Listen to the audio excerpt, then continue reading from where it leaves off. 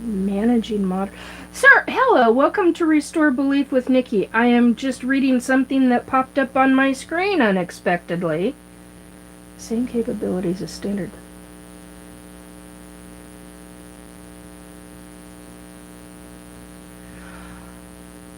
Interesting. Anyway, I learned something new.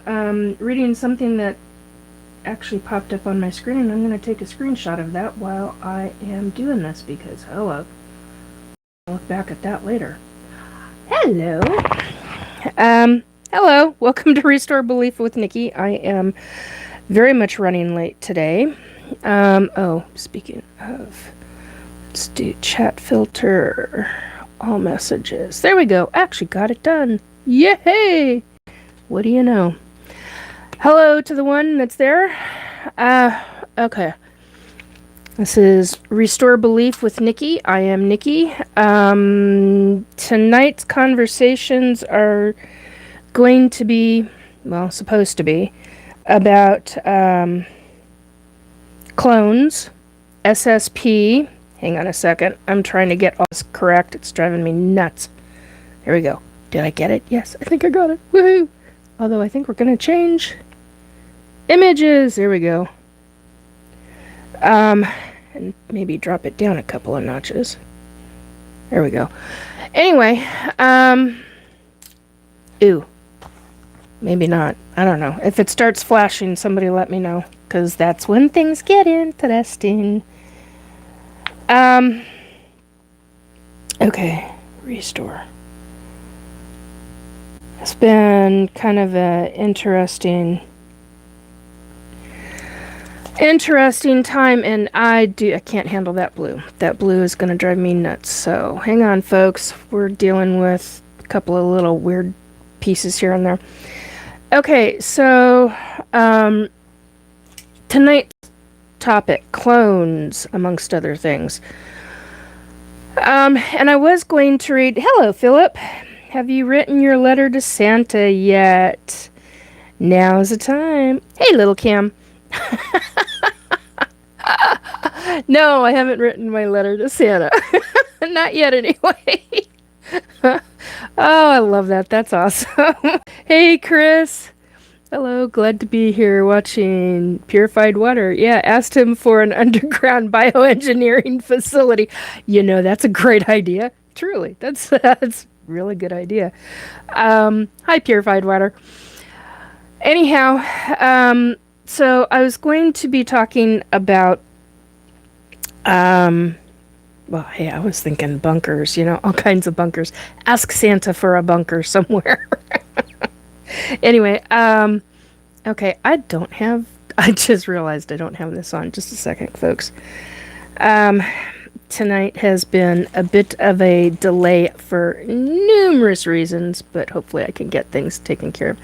Clone-proof bunker. No shit. With what I know, yeah. I would definitely 100% agree with that. Okay, let's see. I'm going to kill my... No! There we go. Okay, it shows the Nikki. Okay. Trace! Oh my god. Hey, hon. How you doing? Okay, so, clones. Now, I'm going to try something that I've never tried live. This ought to be interesting.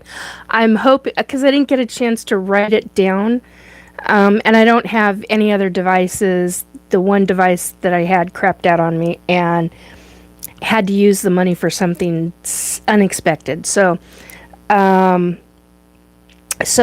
device. So hopefully I don't cut us off. If I do, I will be right freaking back.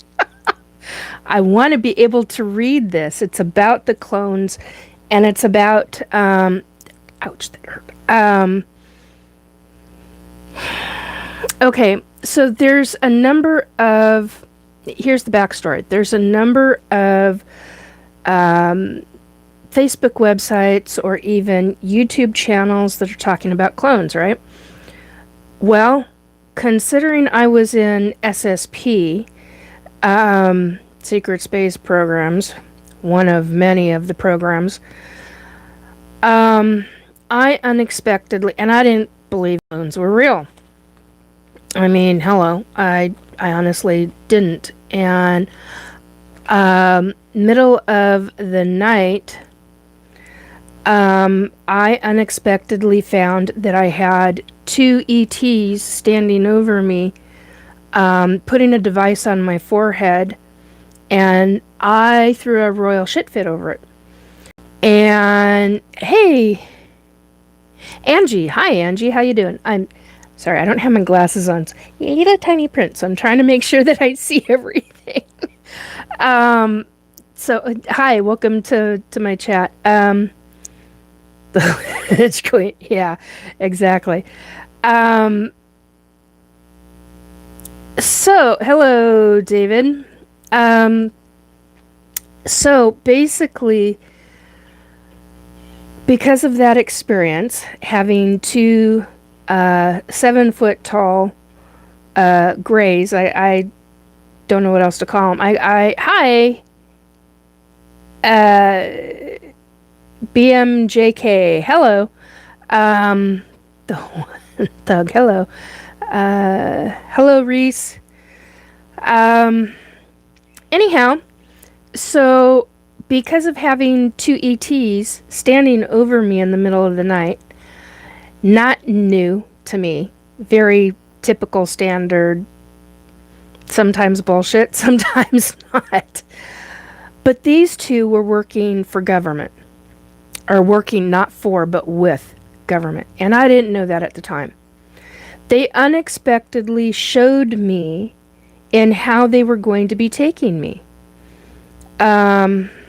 Yeah, 7 foot tall makes me think of mantid, says Philip. Yeah, no, these were not mantid. These suckers were 7 feet tall, so pasty ass gray that they're white. Unless you're super up close to them, then you know that they're a gray. Chris is asking, what are clones used for? What is the purpose of them? And why are clones important to ETs? Getting to that, dear. Great question. Truly, great question. So that was when I found out that they use a... hey, Thug. Yeah, we're not going there. So basically... Yeah, chalky. That's a good way to say it, Philip. Really good way, chalky. Very chalky. In color. And very super skin. I mean, like super pencil skinny. I mean, this is a pen, but like pen. This kind of skinny. I mean, like seriously skinny.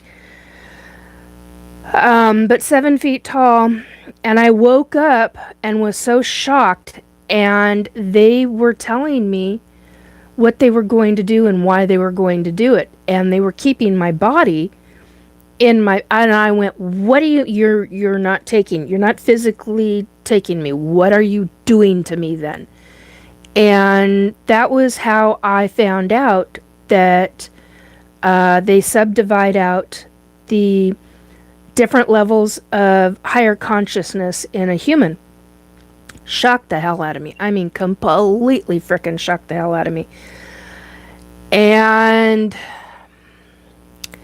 I basically, I threw a fit. I was curious, but I also threw a fit.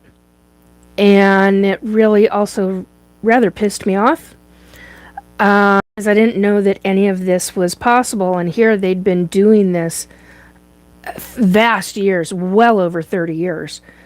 I've had more and more memories. This was done to me in the 1990s, late 1980s, all the way through the 1990s.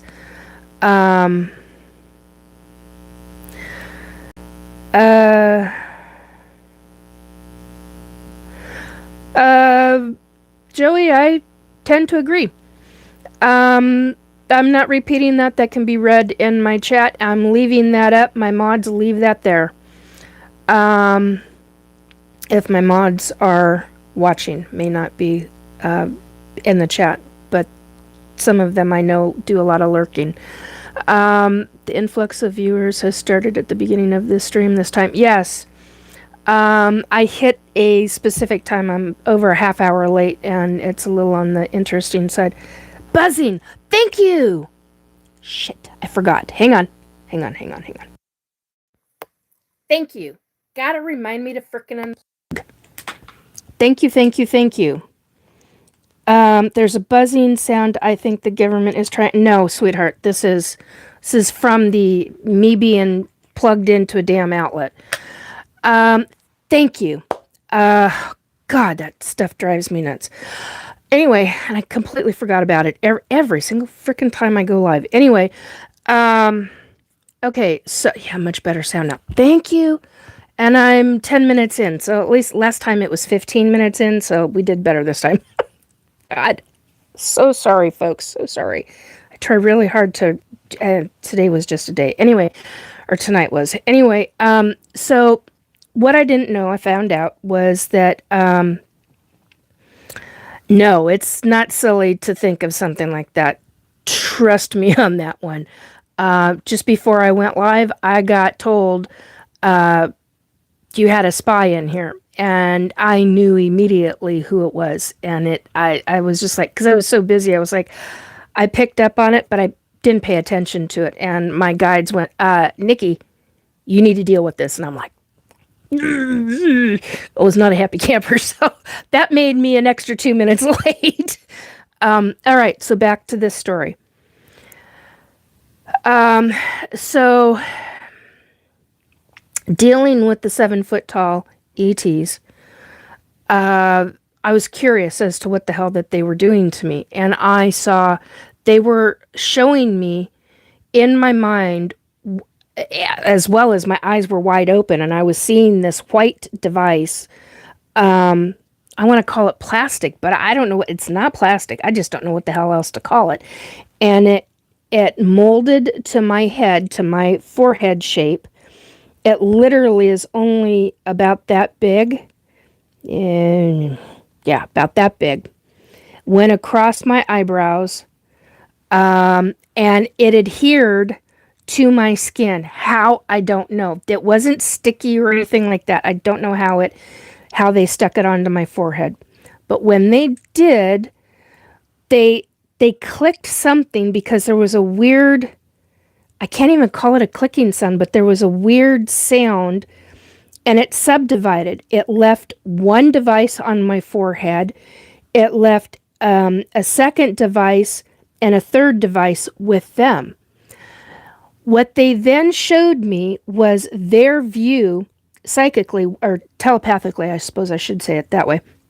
What they then showed me was telepathically how it looked from their vantage point standing over me. Let me tell you, that was a little disturbing, to say the very frickin' least. I don't think I've ever described that part of this before. Some of the buzz so loud you have to change listening something else because you can't understand the words. Yeah, I know that really well. So basically, I ended up getting to see from their vantage point, from their vision. That was a trip and a half to me. I've not described that before. I mean, I have described it in other ways, but I don't think I've actually outright stated. But anyway, my point is that this then, they stole, in my opinion, a section of the higher consciousness. I didn't know that it could be leveled out. So the main level stays with the human body, wherever the human body is. And then you've got portions that can be obtained the way that they were obtaining it. If anybody, now the other thing that I got told is that it's a kind of device to where when they put it on, because it's in, okay, when they phase shift to where I could see them, because they were then in our physical reality. Oh God, this gets into so much stuff. But basically, when I was allowed to see them and they were showing me, I was able to then see the device telepathically through them and what they were seeing it as. Soul splitting sounds traumatic. It's not a soul splitting. There's a difference. Your soul stays. That's a very good comment, Philip, because what it is happening is your soul stays in your body. In astral projection, you have a soul cord that's connected to your body, that's connected to your, see, this is, everything starts jiving and making sense now to me. I now understand so much more because of what was done this time. Don't ask me what year. I couldn't even begin to tell you what year. I'd have to go back through my records because, believe me, I write every fucking thing down. I mean, or almost everything in one fashion or form. It's written. So I'd have to go through my notebooks. But I would definitely say this happened in the last 6 years. 2025, 2020. Yeah. Okay. So this happened in the last 5 years. So basically, filling in the puzzle pieces. Exactly, Philip. It's a big deal. That's why I'm talking about this, because that's exactly what every single abductee who remembers or who fights it like I did for vast years. I fought it so hard. I kept, what do you call it when you discount it. You discount it so hard in your own life and in your own brain, you just blow it off. Because, it must have been this or it must have been that, and that's what it gets to look like. This is a big freaking deal. When all of us abductees and people in SSP come together or start talking about it publicly, we're all putting the pieces out there. And it is a gigantic thing to be able to put the jigsaw puzzle together, because there's vast amounts of jigsaw puzzles in this. So many. Dominique, hi. How you doing? Welcome to my chat. So all of that said, here they are. They're these 2 7-foot tall grays, but so gray they're white, standing over me, talking telepathically to me, and then me seeing them through the physical eyes, but then they're telling me to close my eyes and they're going to show me something. So I close my eyes and they're telepathically, hey Luke, they're telepathically showing me visually through their own eyes, okay? God, I didn't do my nails today. And so in the process, I'm going to do them now, so hopefully they don't look hideous. So I ended up where I'm seeing through their eyes. It's a very different viewpoint. I didn't like the way I looked laying down. Hello, that kind of freaked me out. I also didn't like what was on my forehead. But then they showed me what it would look like from a human's perspective, because the device disappears. And I went, how'd you do that? How is it that somebody that I live with, or the people that I live with, if they walk in and I got told they will never see it? Hey, Luke. And I went, why? And they're basically the same thing that happens with them, not being able to be seen. And I went, oh, you phase shift. Yes, that's what you call it. That's obviously not what they call it. And I went, well, I don't give me what you call it, because I won't remember it. But that's essentially it in a nutshell. So the device, once it's attached, it goes into a specific kind of frequency. Hello, the real ghost record. Hi, how you doing?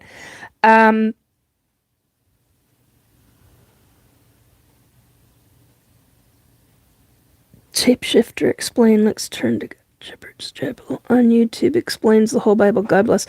Okay. Yeah, I don't know who Karen is, but that's okay. My name is Nikki. Welcome to Restore Belief with Nikki. So it goes in once that device is placed on the forehead, it goes into a phase shift frequency mode. And that means that it will not be viewed. You could be up walking around with one of these things on you. That's what freaked me out. When I came back from this lovely little experience, I was really pissed off because when you think about what can be done when you're up walking around and not consciously aware that you've got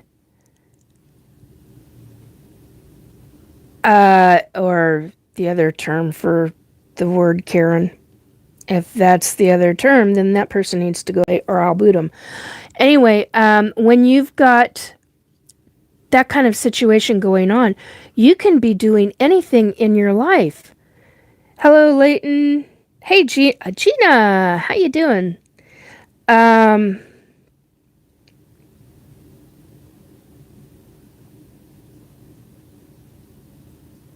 You're listening. Okay, so basically what ends up taking place, you can do anything in your life.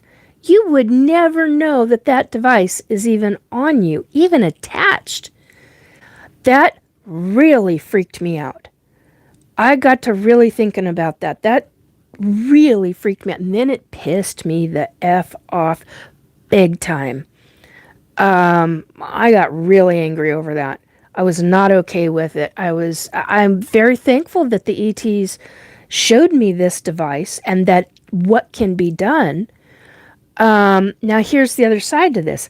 I woke up that same evening, higher consciousness in my clone body. That was the time that I experienced, I had 7 rods in me. 7 what looked like steel rods sticking straight out of my legs. They were, and I can tell you how, ouch, how tall they were, because I got a tape measure. Just a second. They were sticking up out of my leg. They were about 20 inches out of my leg. So from skin deep, so at skin level, that's how tall they were. Okay. No, this was not the good ones. These are the ones that were working with government, U.S. government, different global governments of, I don't know what they were for, Philip. Hey, Woo Riders. Tell Desi I said hello.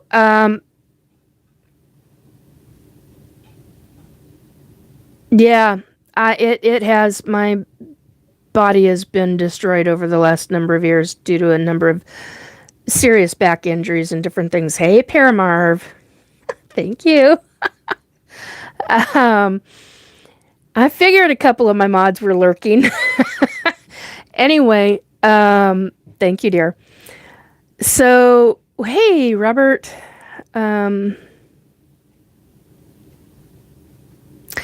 So basically what ended up taking place is I woke up on the table, and when I woke up, I make no frickin' bones about it. I am morbidly obese. What else is new?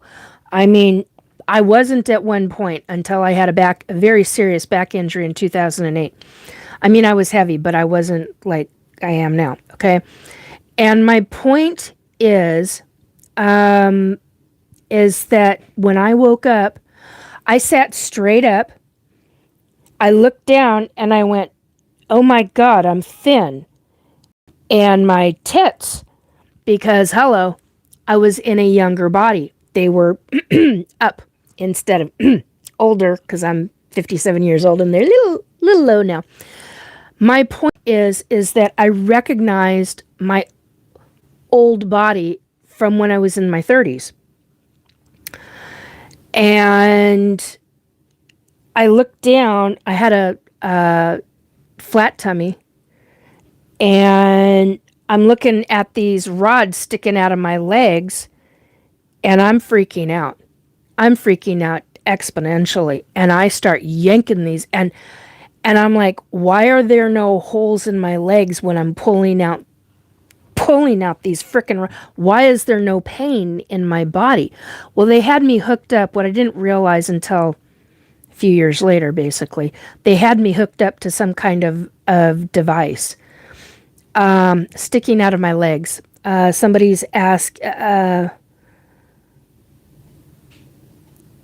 Bangesh Khan 70 years ago 6. Okay, it's rod sticking out of what? Sticking out of my legs. Both of my legs. They were mostly in from my knees to my ankles, through my calves, through bone. Two of them, one on each leg, was straight through bone. When I pulled these things out, they didn't hurt. There was no pain. There was no blood. There was nothing. And I was like, why is this? And then because I had them in my hand, because they were pretty thin, had them in my hands. Well, mostly, I put them in this hand. I took them over here, and then I'm pulling out more. And when I dropped them, that's when the ETs from across the room, because they were facing some kind of electronic wall. And yeah, I can describe, God, this is the kind of thing where I need an artist.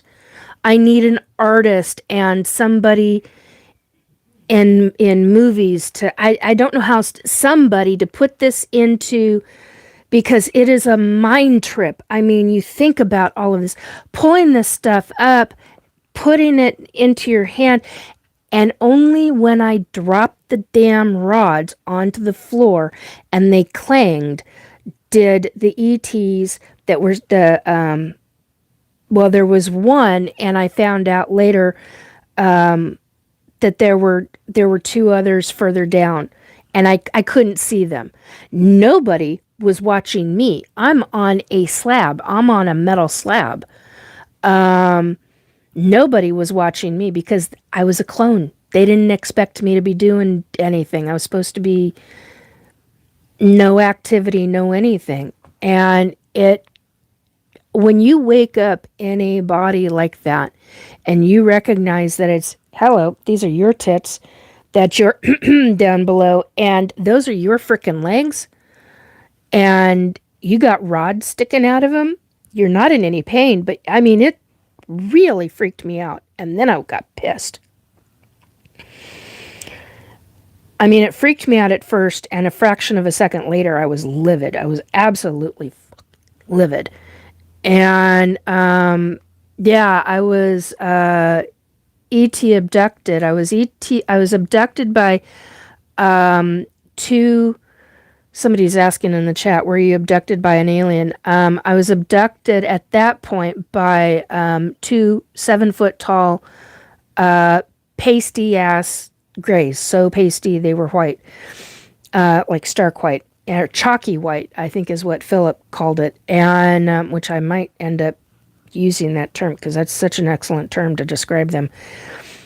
And by this point, and these were the kind, because not all grays that are like that. There's some that work for the consortium and hybridization programs. There's some that work with U.S. government, other global governments on this planet, and so it really becomes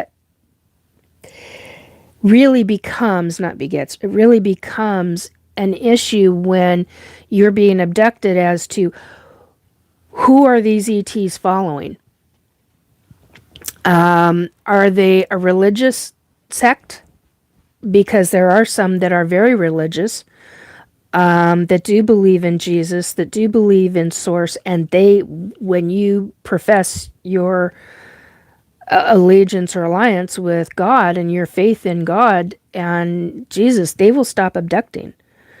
And then there are vast numbers that absolutely do not have any of that whatsoever. So that's why I get really specific about certain things, because there's so much false narrative, false belief. And even though I've experienced, I have a hard time believing some of this stuff that I've experienced. It's mind-bending. Some of it is just balls out mind-bending. And yet I know damn well it's happened. The funny thing is that, like, right now, I've got a mark on my belly because I scratched my belly 2 nights ago. I didn't realize that I left a great big scratch mark. And and I haven't had scratch marks on me in a while, but certain ETs will leave scratch marks, and it's usually the ones, not always, but usually the ones that are with the various different governments of this planet. Those are usually the ones that are leaving scratch marks. Not always, but it's, in my opinion, I suppose is how I should say that. From what I've experienced and from what I've seen others' experiences, it's usually the ones working with government. Especially if you're waking up with staple marks, because, like you've had an incision, like somebody's done surgery on you, and you've never had surgery at all in your entire physical life here on this planet. You've never had surgery, and you wake up with a cut, like you've had surgery and staple marks going down it. Honey, those are not ETs that are doing their own thing for the consortium, or that is global. I'm trying to say this and my brain is trying to be very wrong about it. Those kinds of ETs are working with global governments. If you're experiencing that kind of thing, or if you're experiencing burn marks, there's people that I've known, have known for a number of years now, where they've come back with actual radiation burn marks on their scalp, on their neck, on their back. Okay? Different ballgame. You will not typically have that kind of situation, in my opinion, from my own personal experiences and from the other people that I know that have gone through it. You will not typically have that with the ones that are working with the consortium. Other people call it the Galactic Federation. You will not have that kind of thing, because those ETs are very freaking specific in how you are returned. They don't want any evidence. So if you have a mark on you from them, that mark, which can happen, but you won't have staple marks. That's real different. You're dealing with a completely different group of ETs, and they're typically working with government, because the ones that give a damn, they actually will they'll use a spray, some kind of, I've seen it, I've experienced it, but I cannot even describe the container it's in. Okay. Sarah Schuler, that's not okay. And that's not okay either. What's up with ETs and... Okay, no.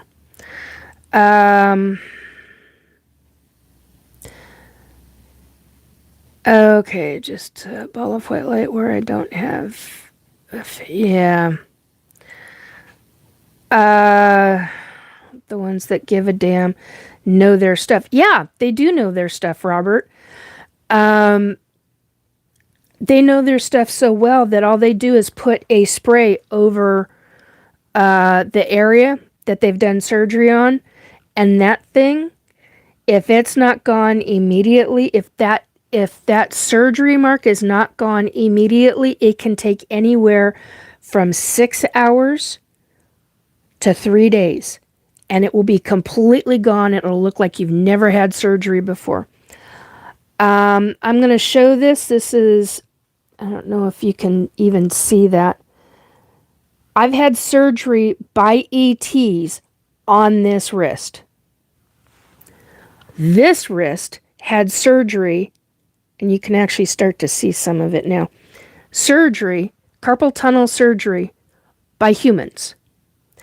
1 year I had carpal tunnel on my right wrist. The following year I had carpal tunnel surgery. Was it the following? Yeah, it was the following year. It was a year and a few months, plus a few months after I had surgery here. The ETs did carpal tunnel surgery on this wrist. Blew my mind, and I knew by then at that point to be taking pictures because I knew nobody would ever believe me. And I was like, that's a surgery mark. That's a surgery mark. And I lost my crap over it. I was like, and then I was very appreciative and very thankful because I was having very much the same kind of things going on with this hand that I was having with this hand. And so, yeah. But regarding the clones, so when you wake up in your body and you know that it's a much younger version of you, and you're waking up with these 20-inch, well, they were longer than 20 inches because they went through the entire, when I lifted my leg, because you couldn't lift it very high because you had these rods and the rods would come back and hit you. When I put my leg down, I heard a very slight clink, and I knew, that's how I knew that the rods went all the way through. 1313 on the numbers. Nikki, Woo Riders is asking, Nikki, how did you get carpal tunnel syndrome? That's a good question, and one I don't talk about very often. I ended up with carpal tunnel from the tips of my fingers to my shoulders. It's been tested. I've had it tested by a neurologist. I've had it tested by another doctor. Let's put it this way. When they tested me via the neurologist, doing all the lovely little, I hated that. I have a very high tolerance to pain. We were hitting nerve pain so bad that they could hear me out in the waiting room, and a waiting room that is bigger than my apartment, my entire apartment. And that meant going down a very long hallway, my screams. It meant I was the third patient room from that long hallway.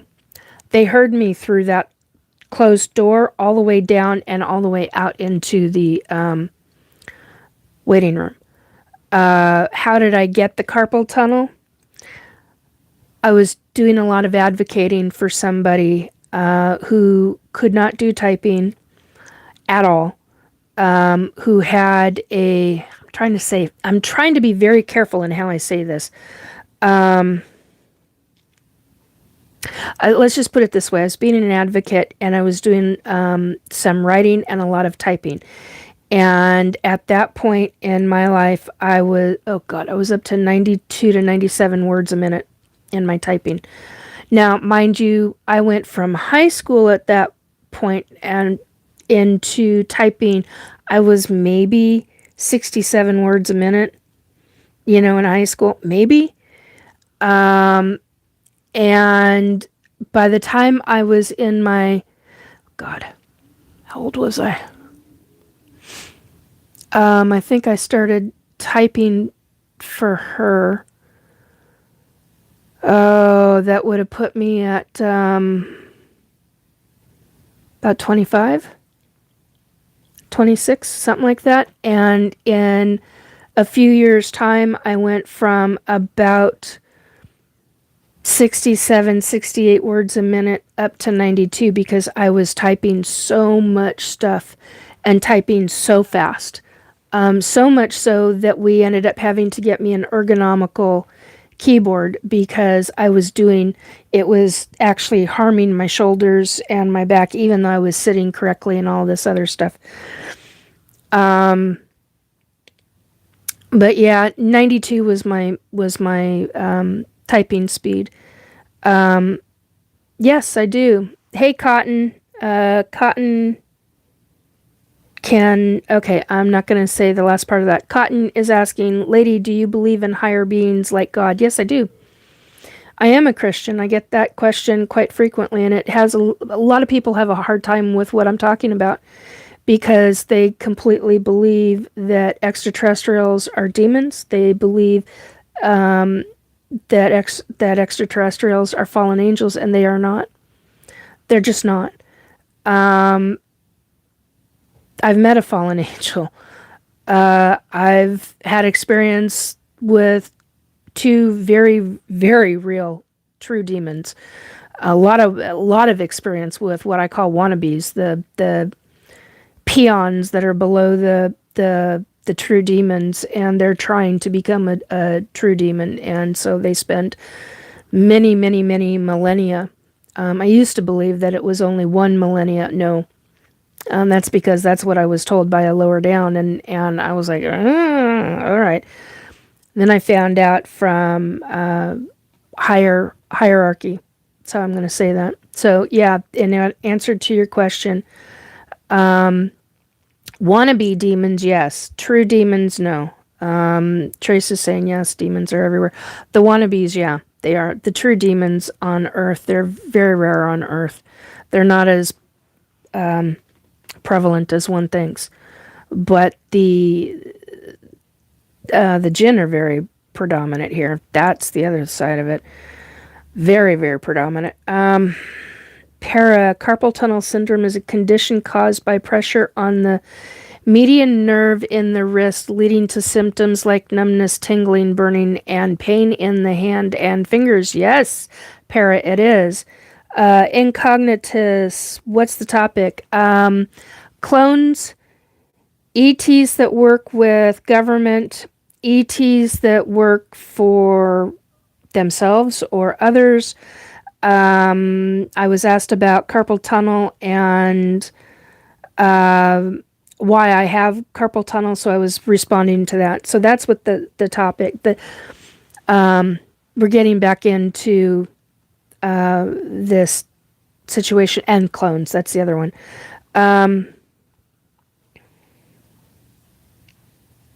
What are your thoughts on... I don't even know what that is. I don't know. If I knew what that was, I probably may have an opinion on it, and I may or may not talk about my opinion on it. So I cannot technically answer your question. All of what Nikki said, and we're sharing holiday recipes. Just kidding. You can if you want.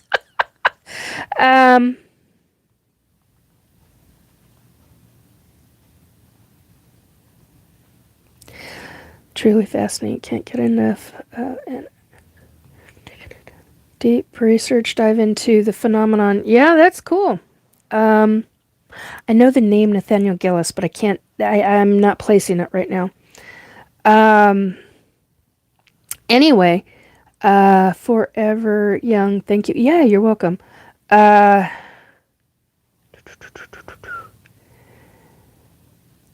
Sounds like you need piano lessons to learn ergonomic tricks. Concert pianists learn.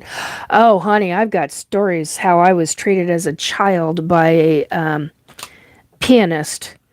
I was trying to learn to play piano, and There are just some people that shouldn't be teachers. He was one of them. He was a real asshole. And that was the 1970s. That was the mid to late 1970s. Yeah, he was a real asshole. There are just certain people that should never have been teachers. And then others that I hold in high regard that absolutely should be teachers. So, and I know one. Love her to pieces, and she's awesome. So, anyway, so there's that.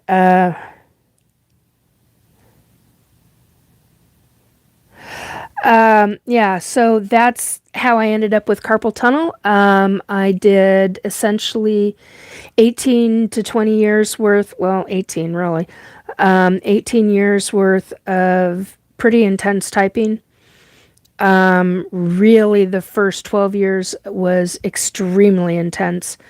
I was doing, oh God, anywhere from 11 hours to 18 hours worth of work. And that's in typing. Typing and going over stuff and making sure that the font was very tall, anywhere from like this big to that big. I'm not joking when I say that. So, yeah, somebody who had a visual disability who needed help. So, that's what I was doing. That, and I got asked if, no, I'm not going to say that. I'm going to respect that. No, I'm not going to say that. So, yeah, so that's where that comes from. Henriette, demons, dead Nephilim, fallen angels, demons, wannabe demons, E.T. Gray's difference. Yeah, there's a big difference. Demons are very different than the wannabes. The ones that I call the wannabes. There's all kinds of creepy crawlies that I don't even know what to call them, that I have personally seen, witnessed, and experienced. Okay, gonna put phone on pillow, still tuning in. Okay. Glad you're here, Trace.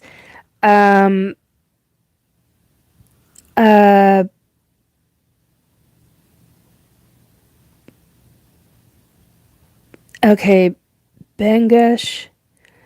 Demons are draconian. Draconians are ET. They are not demons, though some can want to classify them as that. There are some that are okay and some that are absolutely not okay. Can you draw pictures of entities? I can. I have not. There was one in a unseen realm. Excellent. The unseen realm. Yeah, there's one that I probably will never forget. That entered my mom's hospital room while I was on a live video call. With, God, I think there were 13 of us. Robert, Drew was there.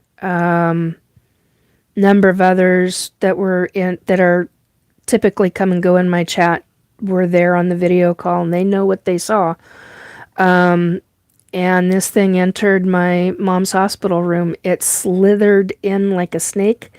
Once it was in, it got up and walked like a centipede, and it was big. This thing was about 20 to 26 inches in diameter,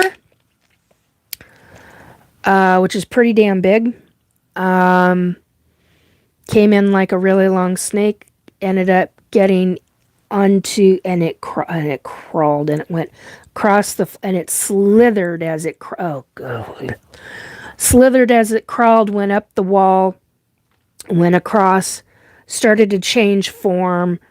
So yeah, when you talk paranormal, been down that road. And yeah, I got rid of it. And I kept it on the live video, and they all saw. And I was pissed. Thank God my mom was sleeping through it all. Yeah, I got known on that specific hospital ward as a psychic medium, and they knew I meant business. It's like, no, you're screwing with family. You don't effing with family with me. And I was like, no.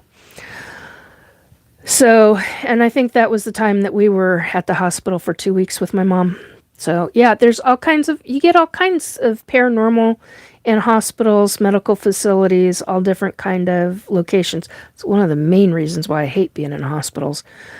You see too many different things. Went mano a mano with a wannabe. Was on it was a different time with my mom in the hospital. And it doesn't work like that, Philip. Philip is saying, I'd say be gone in Jesus' name. Yeah, I know. It can work like that. But when you're dealing with certain, how do I say this? What I have learned in my experience,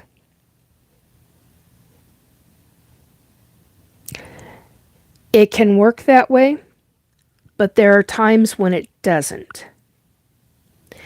And that's the time when you have to take farther is what I was going to say. That's what I was trying to say. Take a harder stance and get really almost belligerent with it. Not belligerent is not the right word.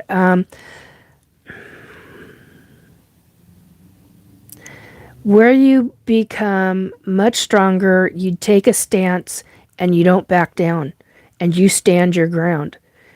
And it's like, don't take me on. Not when it comes to, and that's another reason why I have seen so much stuff regarding extraterrestrials, regarding paranormal, regarding the oogie boogie, whatever you want to call them, things of the paranormal. There's a lot of really thick, black, oozy, gooey ick. And then there are things that, like what I saw at my mom's hospital room, where it slithered like a snake, then turned into what I can only classify as a centipede. And then it had these, as it's going up the wall, its feet changed into what I can only describe as, it had claws on it. I can only describe it. It reminded me of a lizard, specific kind of lizard that, of course, I can't think of. Damn, this brain. I can't think of what the hell it's called right now. It's a specific kind of iguana. I want to call it an iguana. It's not an iguana. I can't think of what it's called right now. Anyway, so you get different things like that when you deal with paranormal. Hey, Ange, Aussie Ange, how you doing, sweetie? Yeah, Sinister Forces is definitely it. Monitor lizard. No, it's the kind that you get any kind of scratch on a leg, it'll go after Gila monster. Is that what they're called? They go after if you have even the slightest scratch, even if it's not healed or anything, and they go after and they will take you down and eat you. And they're big. That's what this thing reminded me of as it was going. It was going up the wall and up onto the ceiling. It was nasty looking.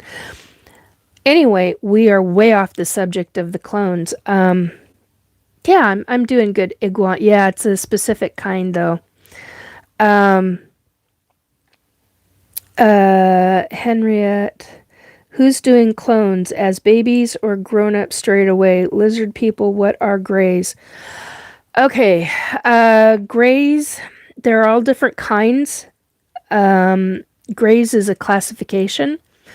There are the real short ones. They're, okay, some people have seen, let's see, I gotta have the tape measure out again. Some people have seen the 3 foot tall ones. Uh, I've only seen a couple of those.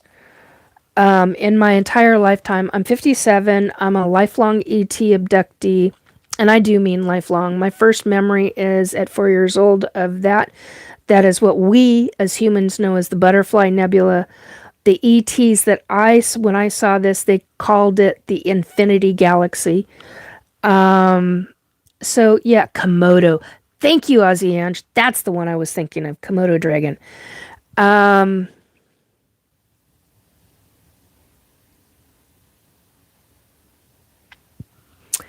Yeah, it wouldn't surprise me, Woo Riders, regarding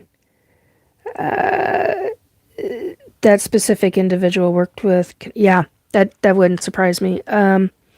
What do you think about Hollywood? People say it is full of reptiles looking alien in human form. Okay, I'm not going to get into the Hollywood part of it, but what I will say is there are hybrids across this planet. Living, breathing, walking, talking, look like human. Some are so close to human looking that it's only their face that looks human, so they will wear some kind of hat or hoodie or something. Long sleeves, gloves sometimes. How can I detect them? Honey, many of the hybrids, many of the ET human hybrids have an energy signature that is so much farther stronger than a human's is that you're not going to detect them unless they want you to detect them. Okay? That's a big difference. Their frequency energy is really freaking up there. Now, not all of them are like that, but quite a few. You're not going to see it naturally and normally. So that's a big deal. Hey Sandra, it's good to see you, dear. Bangish, were Anunnaki reptiles or they were completely different? That's a different species altogether. Your hair. Yeah, very true, Ange. She's saying your hair on your hands will stand up or they will telepathically ping you. There's so many different ways that if you have your own ability, everybody's got abilities, it's just whether they're aware of them or not. Yeah, you'll get it's like a tingling sensation. She's calling it a ping, but I call it it's like a tingling sensation. And if you're around a certain type that you get really sick around, and yet you walk away from that person, you're not getting that sick feeling anymore, be real careful. In my experience, I've come across people that you got to be really careful. Really careful. It could very well be that soul is wonky to begin with. Or it could be a hybrid that is not nice. Let's just put it that way. Then it could also be a hybrid that is nice and maybe your energy is bad and they don't want you around and they're trying to repel you via their own energy. So there's a lot to this. There are hybrids that are born here on Earth, according to people that I know. I've not experienced that, or at least not to my knowledge and awareness. I do know that can happen. So there's a lot involved here. And this is why it gets very confusing for so many people. It's because it is confusing. It is very difficult to deal with. But you have to pay attention and you have to want to be aware. And if you want to be aware, then you start noticing things. So,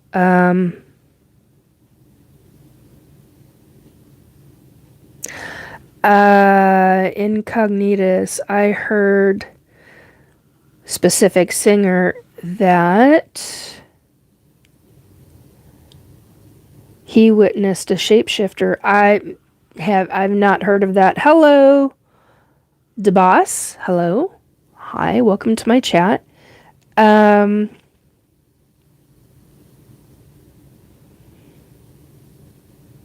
Okay, I'm trying to make sure that I'm not missing anything. Some Tibetans teach that when we practice these confrontations in lucid dreams, we're more effective in these confrontations while awake, says Philip. Yes, I agree.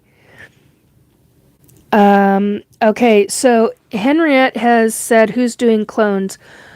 Different global governments on this planet are doing clones. It's only now that they're making some of it public. I read an article about the Japanese government and some thing that they were, or some faction of the government. I'm not sure exactly, but the scientists have made it known now that they're working on cloning. Or have been for a long time, but look at Dolly the sheep from vast years ago. The first female, I don't remember, I keep wanting to call her Jane. That's not the name. That's not what they called her.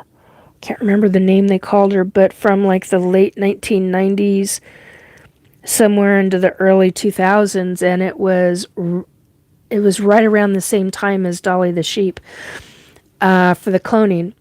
Well, you're looking at SSP was doing cloning because I had 3 clone bodies in the 1990s. I had a 32-year-old, 34-year-old body, and a 36-year-old body. And the reason I know the age is, I'm just going to be blunt about it. Once again, when I've talked about this, it's because my breasts hung just a little bit differently. And as a female, you know what age that starts happening. How else do you say that without being too graphic, without being too horrifically explicit?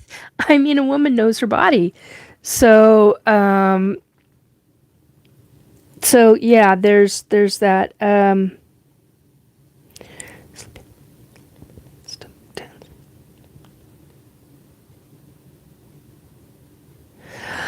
Yeah, I can understand. So Incognitus, the one time when I was young, I was sleeping in my room.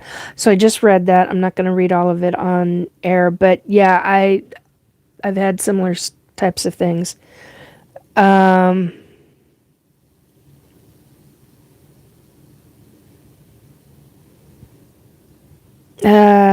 Okay.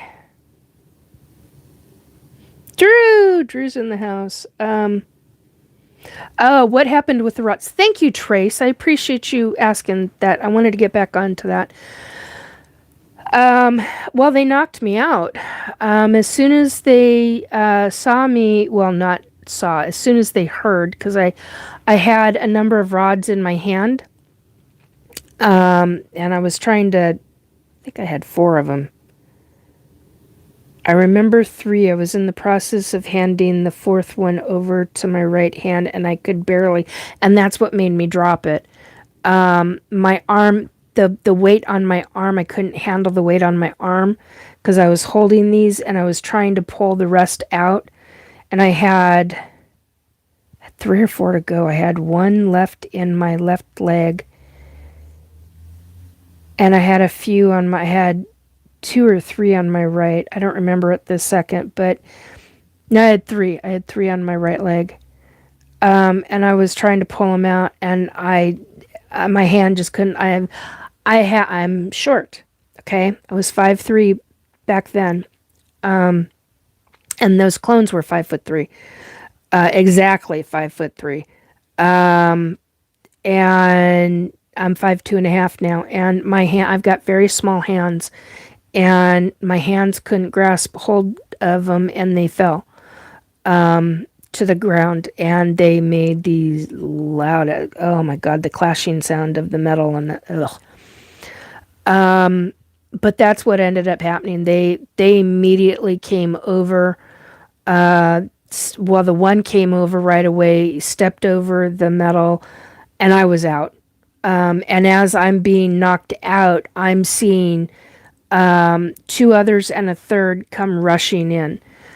Because apparently I wasn't supposed to be awake. I wasn't supposed to be, there wasn't supposed to be anything, any consciousness in that body. But yet, why would they add, now this is my question. Why would they add the device over the forehead if they didn't want that body to have consciousness in it yet?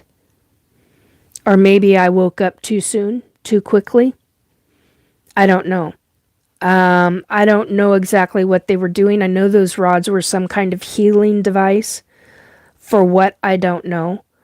I've seen clones be murdered right in front of my face. That goes into a whole nother subject. That goes right back into SSP. That goes right back into a specific officer, military officer, who ended his career with, on this planet, ended his career with all the high ranking that you could possibly, the highest rank you could possibly have. And he's one that I know if I ever see again, it will take everything in me not to beat the living crap out of him. I don't care what kind of physical condition I'm in at this point. My anger at him is really freaking high, because of what I saw that man do in SSP. I mean, it's like a boiling feeling, and it's something that I work on. I have a lot of anger regarding SSP, a lot of anger regarding SSP. I don't care what they forced us to sign as children. Children! Do you grasp that concept? They are doing this to children. I have a lot of anger about that. And that's something, anger is not good. It's not healthy on a body. It's not healthy on a soul. I deal with a lot of my anger about the ETs, different things about ET. I mean, it's in comparison to the being abducted by the ETs who work with government. We're talking a whole different level of anger, folks. The kind of anger that I can't even begin to verbally express. Okay? The ones with the ETs, I've worked through that shit. I still have periodic angry. I can't announce it yet. I have to wait another 2 weeks before I can announce anything. Anyway, so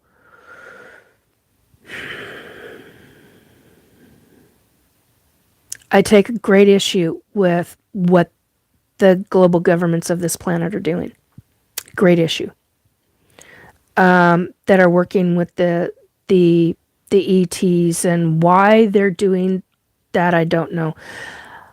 Because tall whites are working with SSP, but there are also a group of tall whites that are working with, I call them tall whites because they're grays, but they look tall white to me, so that's what I'm calling them. Tall blues are the Arcturians that I've worked with. There are times where I've gotten very angry with them, but I work through that anger. I haven't been able to work through the injustice of what was done to me and vast other children that I remember in the programs, in the the different SSP programs. There's not just one program. There's multiple programs. And I'm having flashback memories. I'm having a lot more flashback memories. And it's getting... it's really hard to manage. It's really hard to deal with. And I no longer give two shits if people believe me or not. I have family that don't believe me. I don't care anymore. I don't give a flying in space. I don't care. I know what I've experienced. I know what I've witnessed. I know what I've seen. And I know I am not alone. So, in the grand scheme of things, do I live my life with that anger? No.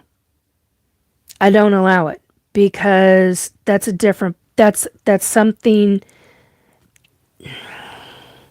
I understand that I have a soul contract with the ETs that are with the consortium. Other people know it as the Galactic Federation. I get this. I understand that. I've learned that I've had multiple lifetimes with a soul contract with them. I get that. Am I necessarily happy about it? It goes back and forth. Some days I'm okay with it. Some days I'm not. Am I angry about it? Once in a while. But I've worked on it. How else do you expect to get through this? You have to work through your anger. You have to work through your upset. It's hard. I haven't been able to do that with the SSP shit. I mean, I have to some, in my opinion, minor degree. Is it complex PTSD? Oh, yes, it is. Yes. Do I understand that? Yes, I do.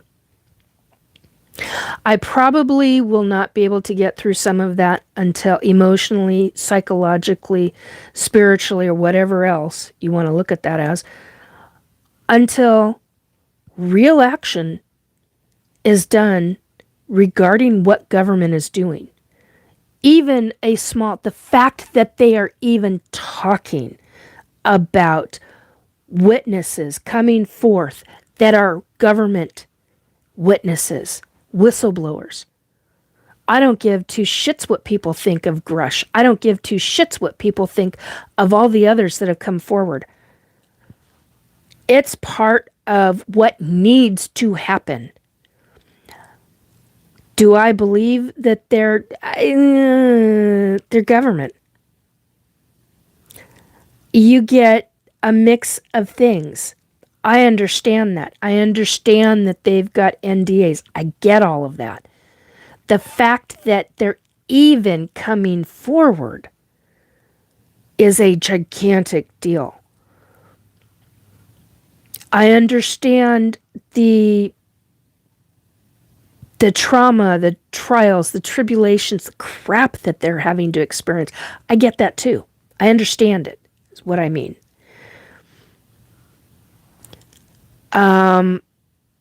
This is all things that need to happen, and it's just the very beginning. Ouch, ouch, ouch, ouch, ouch. It's really the very, very beginning, because supposedly what I have been shown is we are going to be making some major significant changes on this planet in the future years to come. Sorry, guys. 1 second.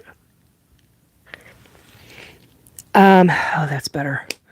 Okay, so basically, we have to do what we have to do to make those changes, and this is part of the process in order to do that. And it's not going to be easy, and it's not going to be easy for those folks that do it. And I know I've been psychically shown so many freaking times that U.S. Congress is going to be making some major changes. How that happens, I don't know. Don't care, quite honestly. I do, but I don't at the same time. It needs to happen. And I know that us experiencers will be in front of Congress, having those of us who remember the experiences of very specific, detailed things, like one of the things that I wanted to talk about tonight regarding clones is this officer yelling and screaming at me in my face, where we're all standing at attention. There's 7 to 9 of us standing at attention. And as a pilot, I brought people back alive. They didn't want people brought back alive. And so I went against orders. I'm not military. In my regular day-to-day life, I am not military. Lots of family who have been. Not an issue. It's regular military. Not an issue. Okay? I have great issue with SSP military. And those that go from regular military into SSP, I take issue with that. So here this officer is, high-ranking officer, yelling and screaming at me this far from my face. Yeah, okay, better fingernails. Anyway, I'm still a girl at heart. Anyway, so this MFer standing there screaming in my face that they own us, because we're all clones. They own every one of us to the tune of $380 million per clone. Okay, so where does that money come from? Are the taxpayers paying that money? Is that coming from money from other corporations? Is it coming from stock market? I couldn't think of the name. Stock markets? All of it is a yes, according to what I remember and understand. But I have bits and pieces of teeny tiny memories of it. And it's just like what somebody said, like Philip had said, jigsaw puzzles, putting it all together. Yeah, it is. It's jigsaw puzzles, and you're putting your life back together, and you're going, oh my God, I lived a regular, average, everyday, normal Joe Blow life. And yet, this is what they've done, because you can be up walking around with one of these frickin' devices on your head and not know, because it's in a different, it's not a different dimension. It's not a different even reality. I just don't know what else to call it. It's in a different phase shift, but it's literally attached to you. You can stand there, scrub your forehead and your face, and it's not going to touch this device. How is that possible? I don't understand. That's the kind of stuff that's science-based. I don't understand any of that. So, Incognita says, this is scary, playing God. What can go wrong? Jeez. Yeah, no kidding. That's exactly what they're doing. Not okay. Okay, what the hell do I have on me? Anyway, so that's, it is them playing God, and it's not okay. And they're also using, I mean, they're using conglomerates. I remember the Hershey Company products. They're using Earth products up on the Mars base in the commissary, or what we would classify as a commissary, military commissary. I've had people, they're like, oh my God, I remember you. Whenever we got upset, you'd have these little Hershey Kisses and you'd pass them out because it was part of home. And I'm just like, I remember the chocolate. I didn't remember the Hershey's, little mini Hershey bars. I didn't remember that part of it. I remembered the chocolate. I remember unwrapping the brown wrapper, and God, actually, it wasn't a brown wrapper at the time. It was the metal. It was the like aluminum foil. It was wrapped in aluminum foil with the paper around. That's what I remember. And other things, other little, little, funny, because you had little Mars bars, just the real little ones. And that was there too. 1818 on the numbers. Anyway, yeah, it's just, it's crazy stuff. But when you have other people who start recognizing you, and you're like, God, they look familiar, but you can't place them, and they make a statement like that, and boom, a lot of memories start popping up. I mean, it's just like one after another, and they don't say anything else to you. You're like, holy shit. How is that? And I'm like, what do you say? It's mind bending, the crap that's being done to us.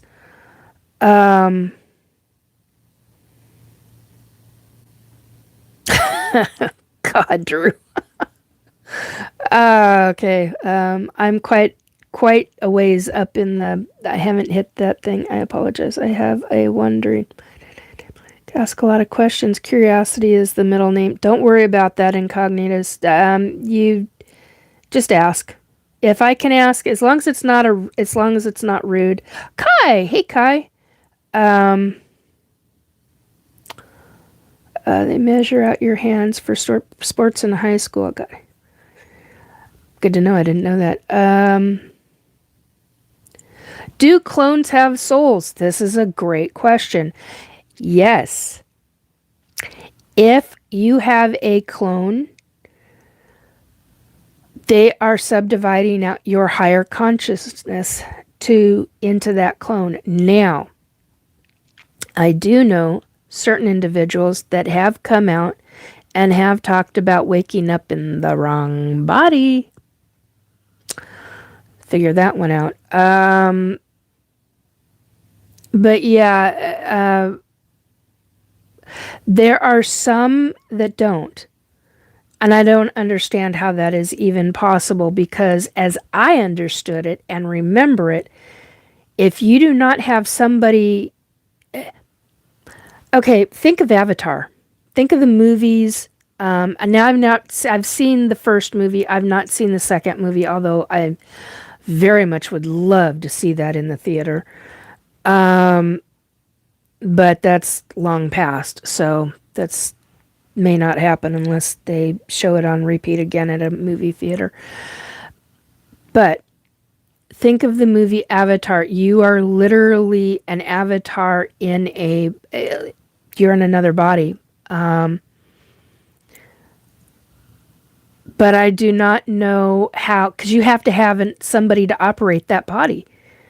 It's just very, very, very, very much like you go to sleep but the way I know it, the way the ETs are doing it, it's not like sleeping on some kind of med bed type of situation and your consciousness is going into another. No, you're subdivided out. You have a higher consciousness that is subdivided out.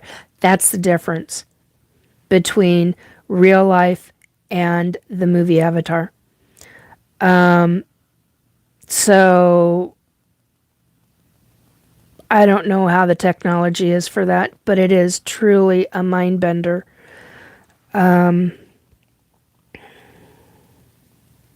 Okay, so folks are talking in chat to each other. Can clones have souls? That would be interesting.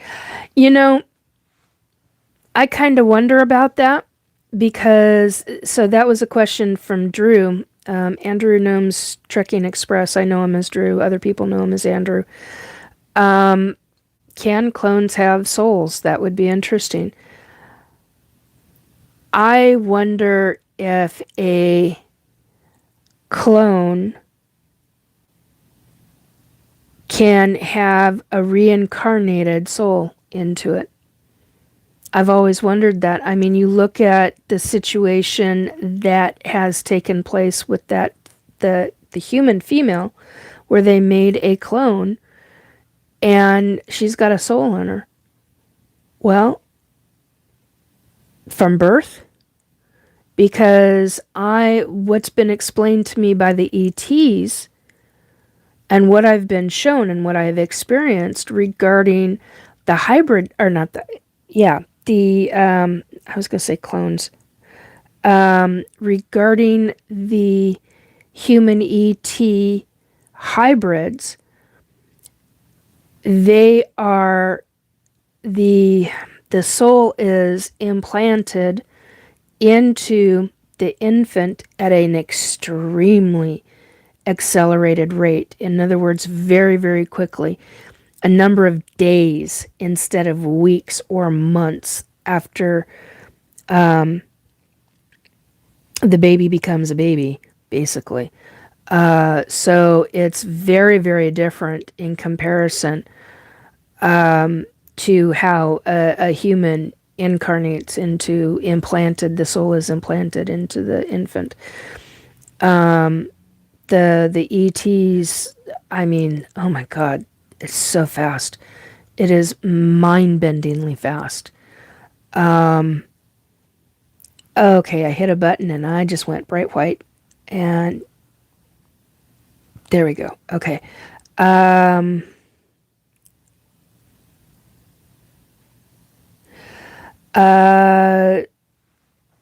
DeBoss, what purpose do you think humans serve in all of this? Just guinea pigs?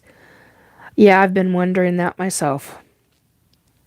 We are being used and abused, and that's not okay, in my opinion. Different ball game if you've got a soul contract like I do with the ones that are doing hybridization program. And there are so many people that I know that have hybrid children. Many of them remember their kids. Some remember bits and pieces. That's a different ballgame. I mean, I used to believe that we were guinea pigs and they were parasites, and I don't think of that anymore. I don't think it that way anymore. I've worked through those issues that I had. These are infants. These are my children. Screw with them, I'll screw with you. It's a parental thing. It's very parental. And what I'm realizing is that many species, races of ET hybrid, they respond very differently to a surrogate mom. Some are very quiet in their telepathic communication with the host mother. Well, biologically, you're the mother, but you're also the surrogate, but you're their mother. They remember you as their mother, excuse me. Yeah, Kai is saying, and SSP is alive and well is disturbing. Oh, no kidding. That I can't even begin to tell you how disturbing that is to me. I get very angry over that. So, are we just guinea pigs? Yeah, in a lot of ways we really are. There's so much that is taking place with children that's where I get really angry, and that's where I get I cry a lot over that. I've had many times where I've just sat and cried because it's like, how do you help those children? How do you stop that from happening?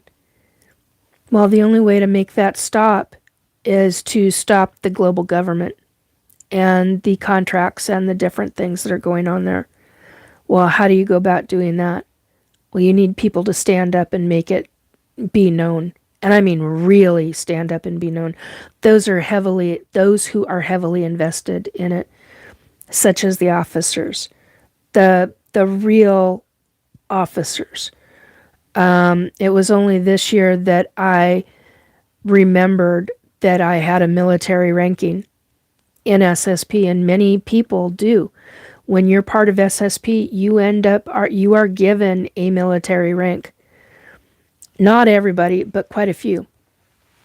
And it's interesting because I had more flashbacks. I was watching a movie and I had to hit pause because I started having flashback after flashback after flashback, and I got so overwhelmed and overloaded. Because it triggered so many of my memories, and I went, whoa. And I got told to just remember to take a deep breath. And it was really hard to do because I was so overwhelmed with the memories. And I'm not talking about those memories yet. I'm not ready to talk about them. But the memories... Ugh, start to cry. So hang on a second. They were hard. They were really hard. And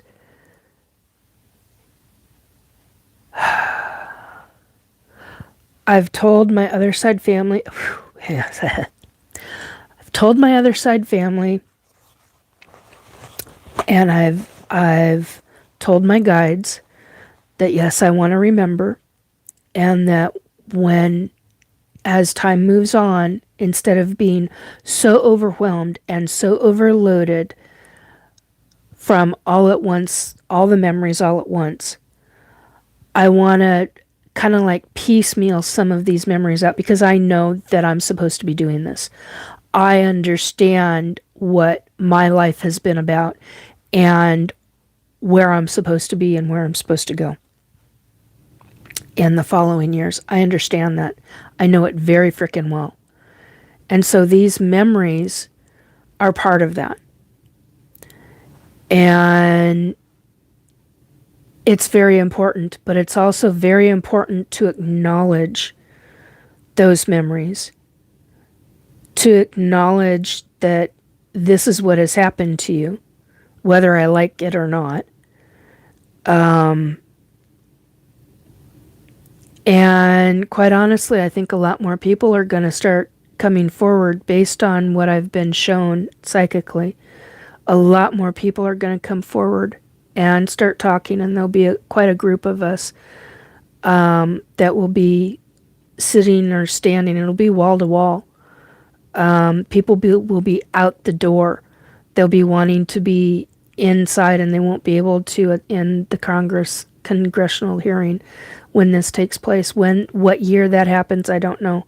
I just know that it does happen, and I know I will be there. And I know that I will be talking about it. And I will be talking about the $380 million per clone. You should be asking questions of your government to take a very deep and hard look at that. This is what I was screamed at to my face in front of all these other people, whether or not they remember it or not. That's what I was screamed at. We were owned. We were property of the U.S. government, along with property from conglomerates. But he was specifically saying they owned our asses. Hardcore. And that we could do nothing about it. And if they wanted us dead, we were going to be dead. And he proved that point to me because me saving lives, I ended up... My consequences from him directly were to watch my military partner be murdered right in front of my eyes. And thank God my military partner and I were telepathic. And we were in communication during the entire verbal communication via video. All of that is recorded, by the way. All of that. Everything is documented. Every bit of it. Where's that documentation? Who has that documentation? Where's that video? Are they going to try to destroy all of everything so that there's no evidence? Bullshit. Other people will come forward and make sure that that doesn't happen. How? I don't know. Should I probably have not said anything? Probably. But you know what? They're doing so much deep shit to begin with. You're talking vast years of this crap. Vast years of this shit. You're not talking back to the 60s. You're talking back to the 40s. And the book I read, the government book, that dated all the way back to the 1933. Actually 1931, but really 1933 is really when it all started peaking up. Peeking? Perking? Whatever. Whatever the freaking word is. Anyway, okay, so I haven't seen chat in a bit. Cancel all yes, Ozzy Ange says, cancel all contracts, cut all cords, done in the dark and negativity, without permission from you in the now. Ethereally, auric, holographic, interdimensional. I fully agreed. I fully agree, Ozzy Ange. Thank you.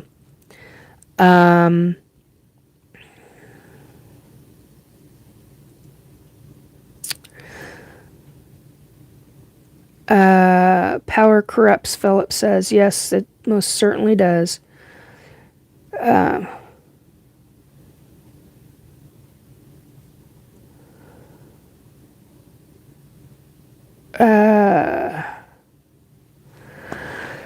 Okay.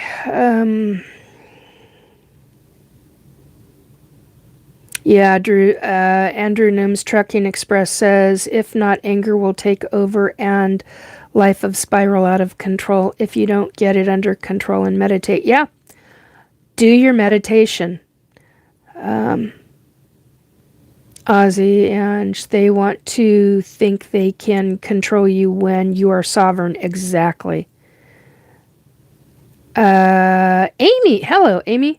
Can you get a Pepsi on Mars? Yeah, there was, oh God, Pepsi, Coke. I just had a different one in my head and now it's popped out. The other one was Mountain Dew. Something with seltzer. There was ginger ale. That was the other one. It was ginger ale. Some kind of ginger ale.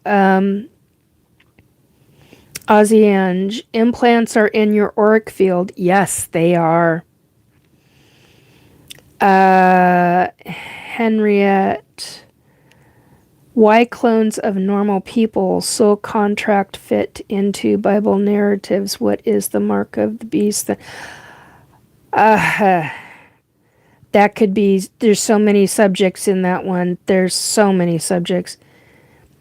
Incognitus, maybe we are in a simulation living in a program like the Truman Show on steroids. Possible. Factals of your soul, yes. Ozianch. Different containers, yes. Joe's in the house. Hey, Joe. In Avatar, I had... Hello, Joe. I'm not repeating that word. Were you a... Yeah.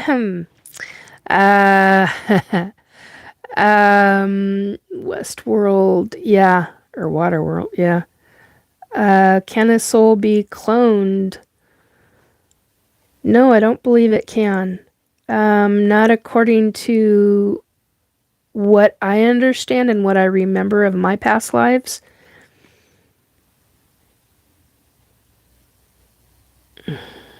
Okay. Oh,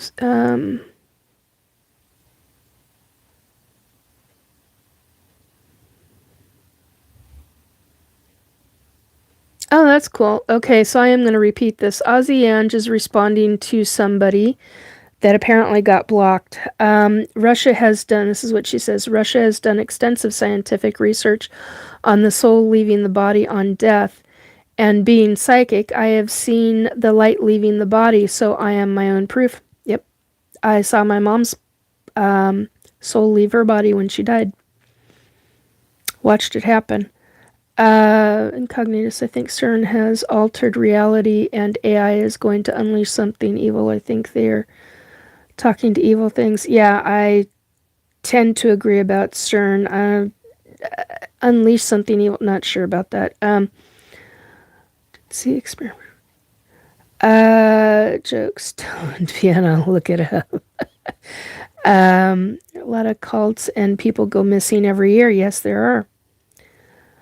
Then there's also SSP that's dealing with people on daily lives and kidnapping them. So, there's that as well. How do we help? This is an excellent question, Philip. How do we help survivors? Be gentle with them. Listen to what they've got to say. Don't tell them they're delusional. Don't tell them that they're nuts. But listen, encourage them to write journals. Encourage them into counseling or the right kind of support groups. Because you got to be careful with regular counselors, because this can hit the Delulu factor hardcore for them because they are not understanding it. And this is a very real subject. And that is something that needs to change in the counseling world, in the psychology world. Is this is a real subject. This is something that is to be taken very seriously. People are not delusional about it. It's very real. It is happening. And that is something that needs to be taken into account. Especially testing and all sorts of things regarding the brain. So many different factors. There needs to be a different set of working skills in questioning, in different factions. I don't know how to say this properly, but basically there's many different sections of psychology, of psychotherapy that needs to be looked at in order to get the people that have experienced this the correct help. And that does not necessarily mean that they need to be drugged. It means that they need to be able to express freely what is taking place to them. And usually those folks that are experiencing and going through this shit, they're also being targeted, whether it's gang stalking, individual sections of government going after the person, or things like what has happened with me, where I get targeted via what we now know as DEW weapons, direct energy weapons, frequency weapons, scalar weapons, microwave weapons. All of that is heavily involved. And then some. There are vast other things. There are people that are going into these support groups that are experiencing just horrific things. And usually the person starts having black helicopters going overhead, or helicopters that you weren't in any kind of flight pattern before. You did not live in a flight pattern. Check out flight, not manifest. What the hell is it called? Check out flight patterns in your in your area, and see if you have become. When did that flight pattern begin? Those are the kinds of things to check out, look into, research. So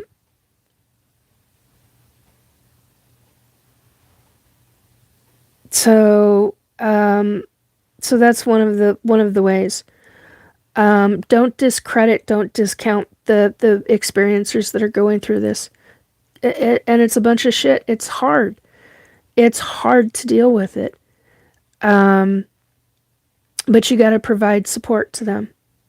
And you got to do that very carefully. There's a lot of things in regular daily life that can be absolute triggering.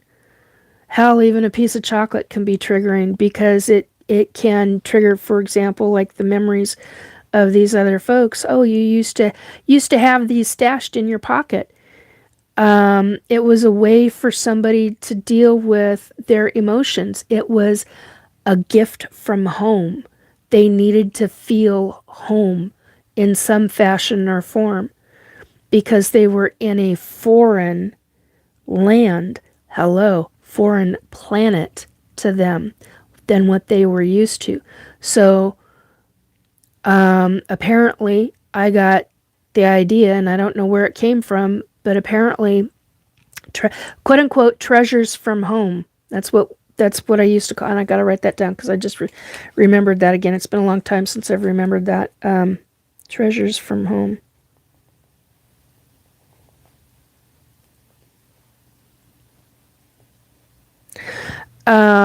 So yeah, it's kind of a big deal. Incognitus crap. I live close to a national forest. People disappear every year. Abductions. There's too many things, too many subjects that can pertain to incognitus. There's way too many. That could be paranormal. It could be so many different kinds of cryptids. It could be. There's way too many things. But yeah, government is involved too. So think about that one too. Are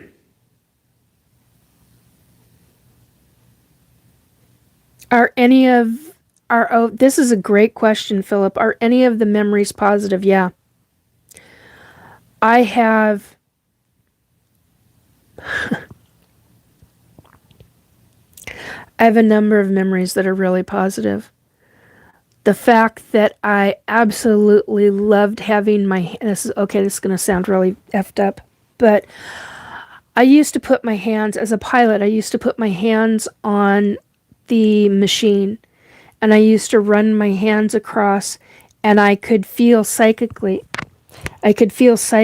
where there was engine problems and where things were really going, like the flow of liquid through different tubes.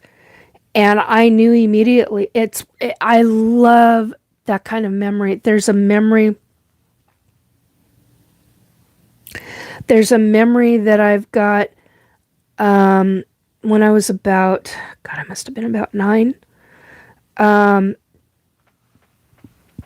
Excuse me, it must have been about 9 years old, and I was in a device, and it was like a sled, and I loved it. It's treasured memories to me.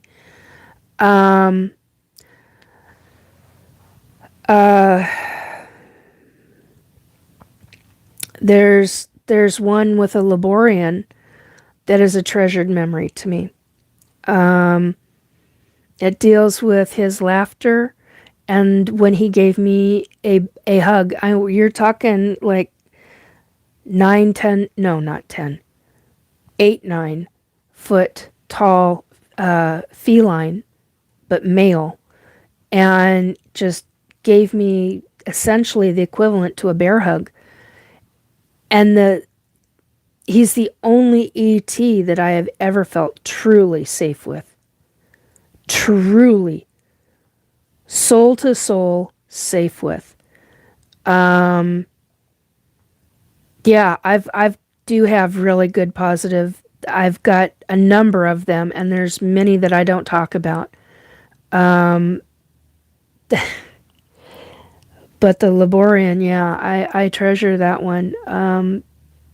The fact that there's another one where he put his arm around my shoulder, and I'm like, it's itty bitty, little itty bitty body. Well, hello, big body, but compared to him, little itty bitty body wrapped. I was like I was wrapped in a glove. It was incredible. So yeah, I do have positive memories. And I very much treasure them. So it's very difficult sometimes.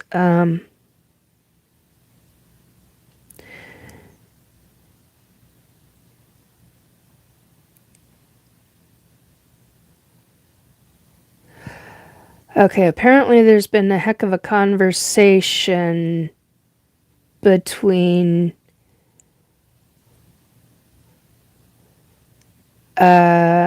some folks in chat and some timing out and some stuff. So, okay.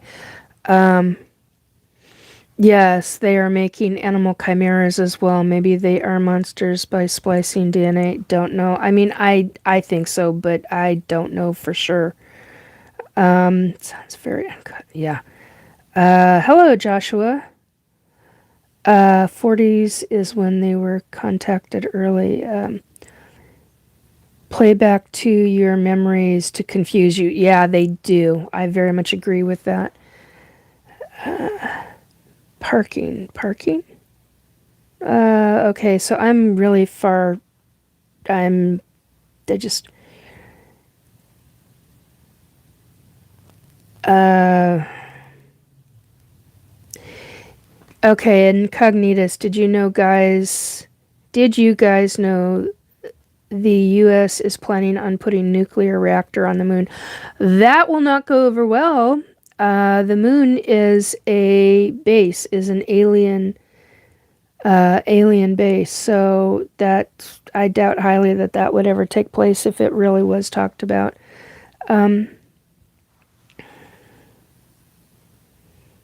The guy '05, do you like pizza? Yes, I do. Para, can I ask you where? Wait a minute. Can I ask where you heard this at Incognito? How do we know there isn't one already up there in use by this secret space program? Okay, I'm gonna make a statement to this, Para. There's so many ETs. The moon is not the moon is not owned by Earth. It's essentially owned by ETs. And it's a lot of ETs, a lot of different races, species of ET. It's one of the, I was going to say melting pots. It's one of the, where they all come together at times, although it's not the only place that the vast ETs come together. But that would have to be a not planetary wide, a conglomerate of ETs making an agreement for something like that to take place. There's different kinds of devices already there. Amy, Dr. Pepper, I don't remember Dr. Pepper. Pop on Mars. Hello, Daisy. Daisy Diary. Pop on Mars, yes. Sorry, something on these topics. Most interesting. No, it's fine. I knew I could get her to smile. Joe, yes, you can always get me. There's a few of my friends that can get me to smile. They understand the smart ass in me. Let's put it that way. Call it pop from Midwest. Okay, Canada.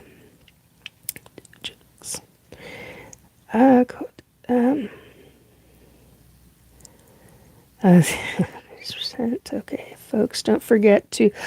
thank you, Para. I appreciate that.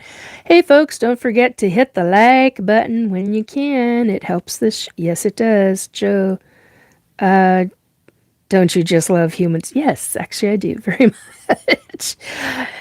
We are emotional beings with happiness all the way to anger, all the way to sadness, all different gambits. And the one thing you got to learn if you're around ETs, if you have self-talk, shut that down in your own head. Work on it. So,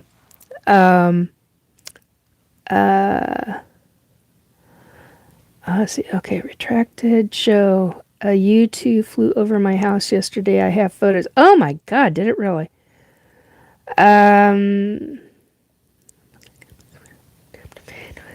Pulling the show. I know which one you're talking about, Farah. The experiencers of today will help the world with contact. Yes, they will. I totally agree with you, Ange, on that. Yeah. Yeah, okay. James McCallahan, hello. Hey, Gina. You made it back. I'm glad. There's a great book called Who Built the Moon that gives a plethora of weird coincidences about the moon. Good to know, Philip. Didn't know that. Stuff no mainstream physicist reviewed. Interesting. Oh, I'm at the bottom. Wow. Okay. Stuff no mainstream. Okay. Para, any idea what kind of energy powers operations on the moon? not call myself emotionally driven. No, you're very science oriented, Amy. The number of other things. So, positive. I mean that in a positive way, dear. Para, any idea what kind of energy powers operations on the moon? I do, but I don't know how to describe them. Like the jump rooms. Well, I just said pearl. Oh, see, there goes my mouth again. My mouth and my brain are having a hard time tonight. Okay. I know there are energy powers on the moon. I just don't know what. Okay, that's not the right way to say it either. Somewhere in my brain, I know I have the information, okay? But I have not been able to retrieve that yet. Does that make sense? I have not been able to grasp that information from the far recesses of my brain and pull that out. And oh my God, are you freaking kidding me? Just a second. Apparently, I need to write this down.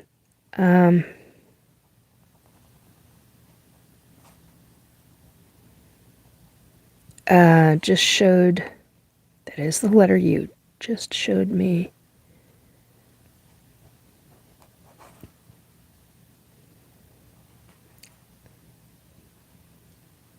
Hang on, guys.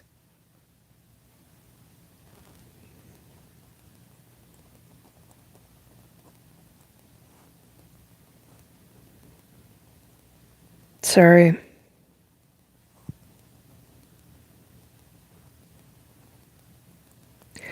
Well, apparently I have a major protector here.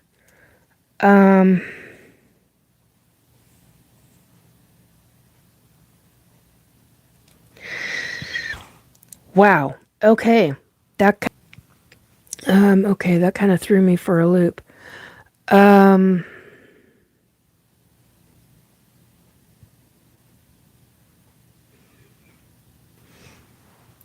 So Philip is saying the audiobook sample of Who Built the Moon is really fun. Cool.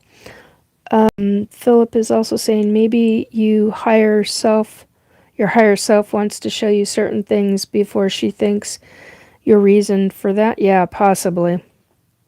Before you're ready. Yeah.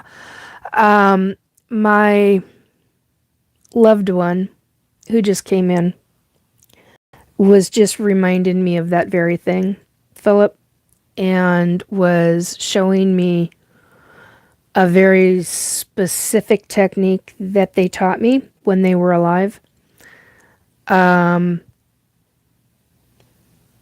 And it'll help me go deeper, let's put it that way, into my memories. Kind of a talk, but it was real specific. Oh, for God. Really? The book? Really? Sorry, folks. Instant reaction. I can't control that. The book is buried. Are you freaking kidding me? Oh, God.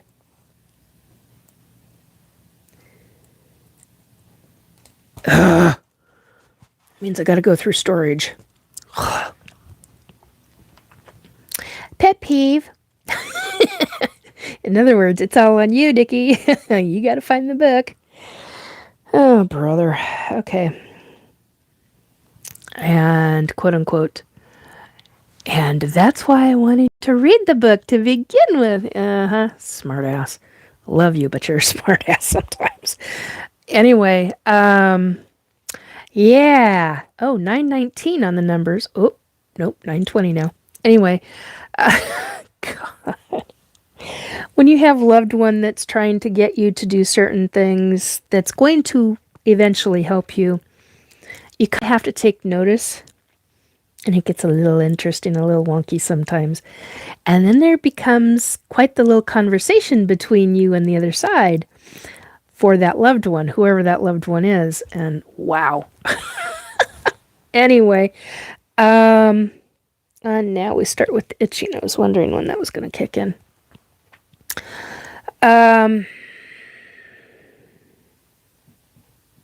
Anyhow, so yeah, check into if you live in the U.S. or you're a U.S. citizen. Make it a very well worded, succinct letter to your congressperson and ask, where's the money coming? Where's the U.S. money coming from in government that goes to SSP? And we're not talking about Space Force, what they created with the presidential thing. I'm not talking about that. This is a different ball game. Now, here's something interesting that really caught my attention. They had some information in the news about Space Force, and they were showing the new, how's the word, uniforms. I was having a conversation with somebody in a chat about this very thing. And listen up, because this is what I think is going to happen. So it's interesting that the uniforms that they're using now, the fabric, is the exact same color as SSP. Now, SSP did not have those exact colors when they first started. That much I remember and that much I know. I can't remember exactly what it was, but it was different. Or so I was told in SSP, I should say. The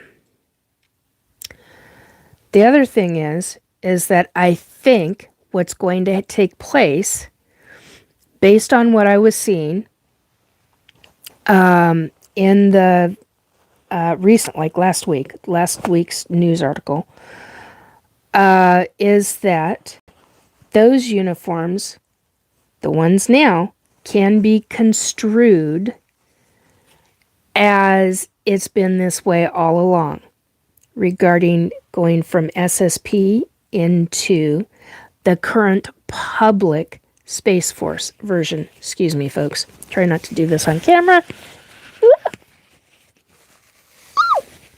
Sorry, my nose just decided to freak out and start being droopy.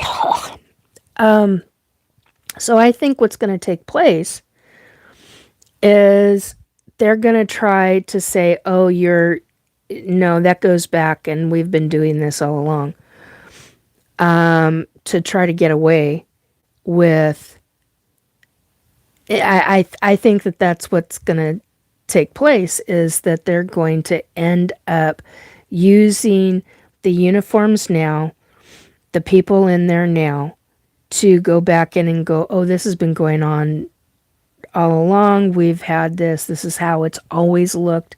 Bullshit. It's not how it's always looked. So keep that in mind when you start seeing the public information coming up regarding the current presidential's Space Force versus secret space program, also known as Mars Defense Force, and also known as a few other names, that has been going on for generations upon generations. So, yeah, Paramarv is saying, I've been saying this for years. I think Space Force is a way to subtly incorporate the SSP and legitimize it by slowly bringing it into the open. Yes, I fully and 100% agree. And I think it's it's one of their very insidious ways of bringing it into the public. I also think that that was done with NASA for a few things, and don't get me started on that right now, because I can't grasp that from my memory right now, and it's very frustrating to me.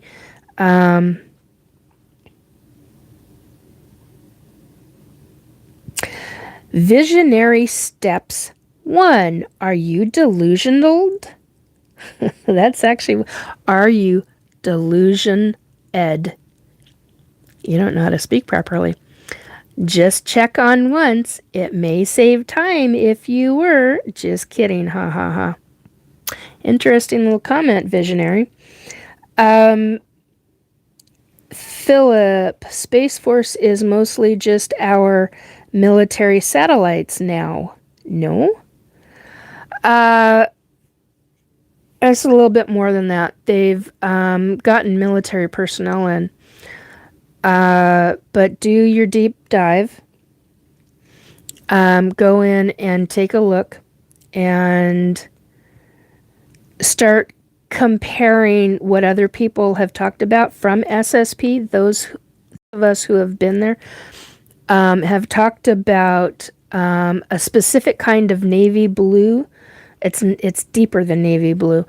We've talked about black uniforms, deep darker than navy blue uniforms, very specific kinds of uniforms.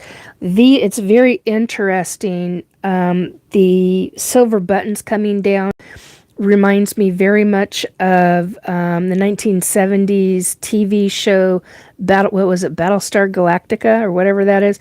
Adama. The character Adama in that, it reminds me very much of the 1970s TV show, which is, it should not be hysterical to me, but it is.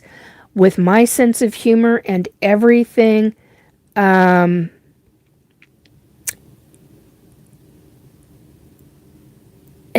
I'll read that in a minute. Or maybe not. Might end up staying up, may not. Anyway, it's very humorous to me because it's taken out. A lot of what I'm seeing are taken out of Hollywood. And it's like, this is militaristic. This is human. This is not Hollywood. This is real life. Why the hell are you taking this shit out of... That's not shit, but why are you taking this out of movies? TV shows, out of Hollywood? It's ridiculous to me. I just find that truly ridiculous. Visionary steps 1. What if I told you this is a simulated reality? This was the hint. Nothing is real. Stay in the trap. Not commenting on that right now. Go back and watch my earlier stuff. You'll find out a lot of info. Philip, how would the SSP be need to know for people in our Space Force?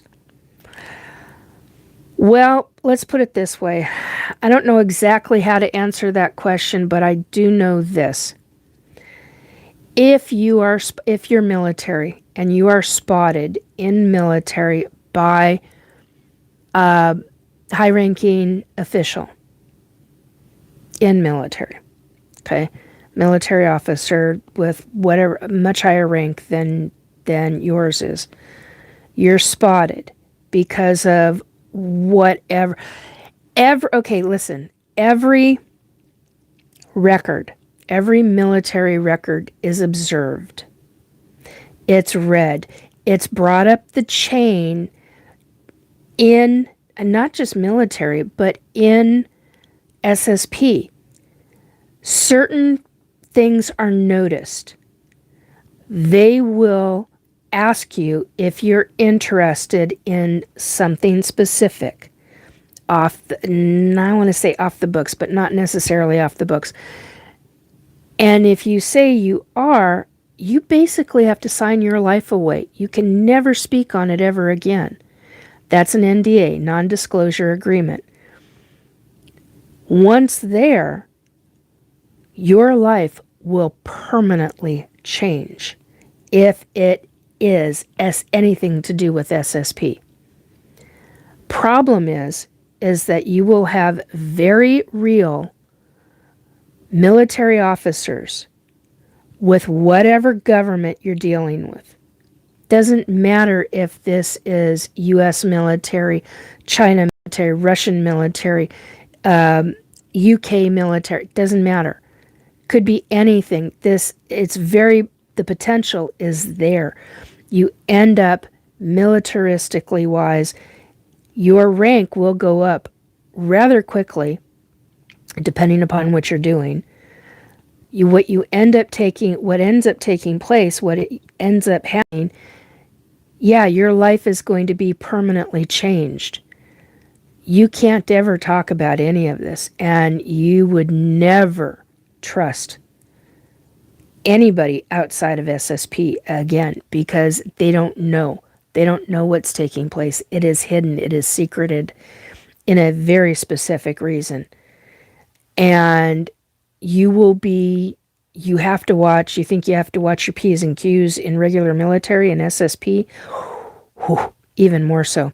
Not only are you going to be with other officers, you will be with other, you'll be with clones. You'll be with human clones who will also have military rank, because they most likely have been in it a lot longer than you, dear. And your regular military, where you've gone from regular military into SSP, this is what I've seen. This is what I remember, people. I remember stuff like this being talked about. I don't have the clear 100% memory of it, but I've got enough large chunks of memory of hearing it that it's in my head. And I mean, while in my clone body, I remember these memories, these sections of life, and as a clone in a body of my clone body. And you're hearing this from other regular officers, whereas I, in my life, have never been, in this specific body, have never been a military officer in my day-to-day life. But with SSP, I have been. I even had to ask, I've got this damn specific word that is stuck in my head right now, and there's a specific song that keeps playing because it's got that one specific word, and it's pissing me off because I'm like, I don't want to hear. When I finally asked last year, a friend of mine, retired military officer, what does this specific word mean in military? Because I had a flashback, I had a trigger, I had a flashback, and then I had the rest of the memory, and I got called while I was in SSP, this one specific word, and I said, I know this is militaristic. What does this word mean? And when I got told, I was like, you've got to be freaking kidding me. I kind of lost it after I talked to this individual. I had a lot to process. It was me being made fun of by regular officers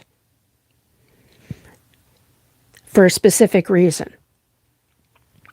And every once in a while, that damn song will pop up in my head with that one frickin' word, and I'm like, oh, you've got to be kidding me. And it was because I didn't follow orders, because I was doing what I believed was right, and it was against the orders. And so I got a reputation for not following orders. Well, yeah, I followed orders for the most part, but when I didn't, I would get nicknamed different things. And they were things that have to do with saving other people's lives. And the higher ranks, they wanted those people dead. And I'm like, I'm about saving life. I'm not about, no, that doesn't fly with me. And so my soul, that's what my soul was doing, was saving lives and not deliberately unaliving them. And I got called on the carpet for it, big time. What are your thoughts on Area 51? too much. Too many thoughts on it.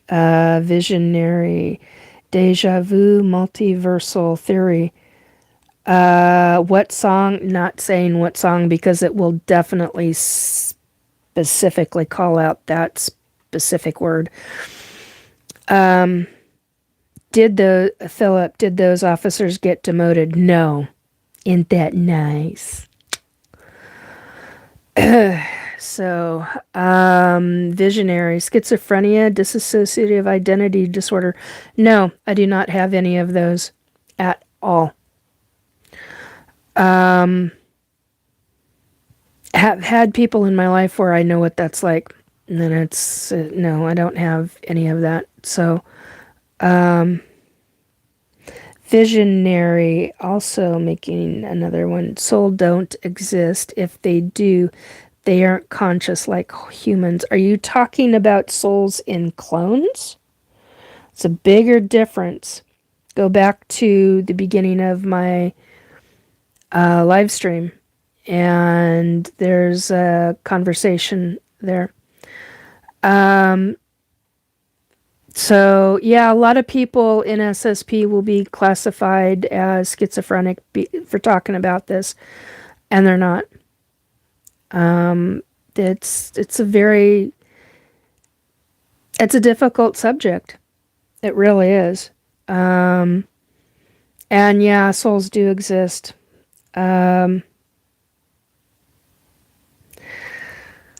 And yeah, souls do have a consciousness. Para is asking a good question to Visionary. If souls don't exist, what is it that has an OBE, out-of-body experience? Philip is saying we need more wisdom in psychology. Yes, we really do. And to be quite honest, there needs to be, like I talked before, there needs to be a change in the psychology field for those who are ET abductees, for those who are psychic mediums, for those who are experiencers of SSP. And that's a big deal. And that will probably not change anytime soon, sadly. So yeah, it makes it pretty difficult sometimes in order to deal with all of it. And thank God that I had the counseling that I had when I had it, because it literally changed my life in how I look at things, how I deal with things now. It helped me with a lot of the meditation. It helped me with a lot of the, oh God, there's so many things it helped me with. So yeah, you've got to,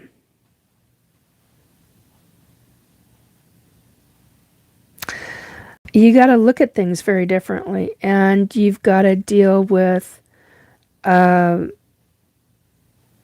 to go about living your day-to-day life, dealing with all of this. Visionary, steps 1. I am a psychology student in Arizona State University. From what I understand, that humans have created things that don't exist for their own comfort. The brain chooses to believe irrational things.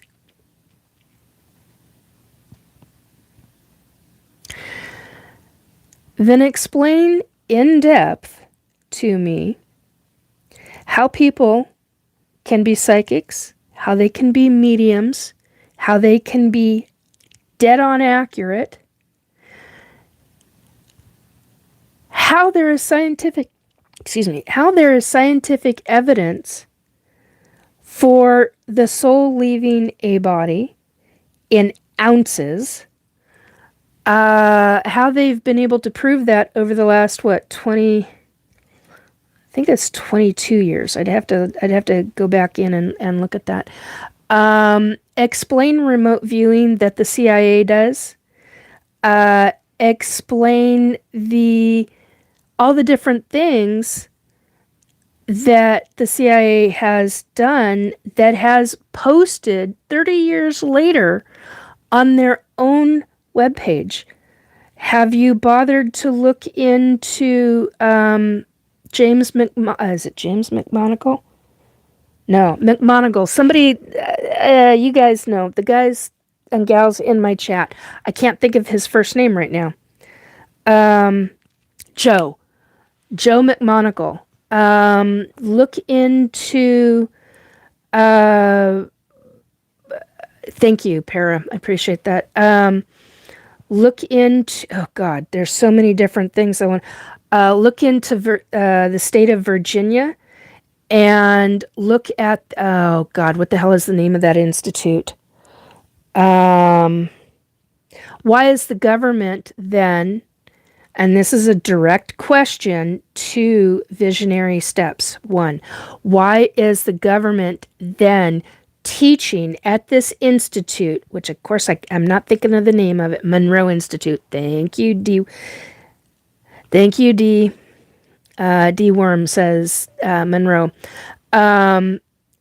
Explain to me in depth, in detail, why the Monroe Institute is teaching very specific things regarding both paranormal, regarding how the brain works, regarding abilities that all deal with psychology as well.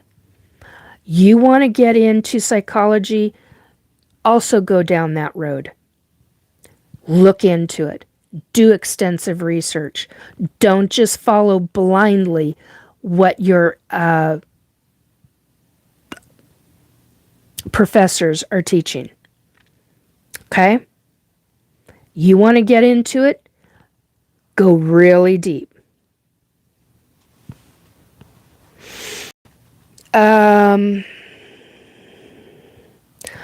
Amy is saying the soul weighing experiment was long debunked. Actually, go back into the last 6 years, Amy. It's not been, actually. Paramarv, Monroe, Edgar Cayce Institutes. Yes, I agree with that. Philip Blair, if the soul doesn't exist, how do people remember past lives with details that can be verified? There are children who have whose parents and counselors have been able to definitively, children who are 3 years old, who have no way of accessing, who've not, and it's been proven, they were not accessing TV, they were not accessing internet, they were not accessing information, were giving detailed, descriptive past life experiences.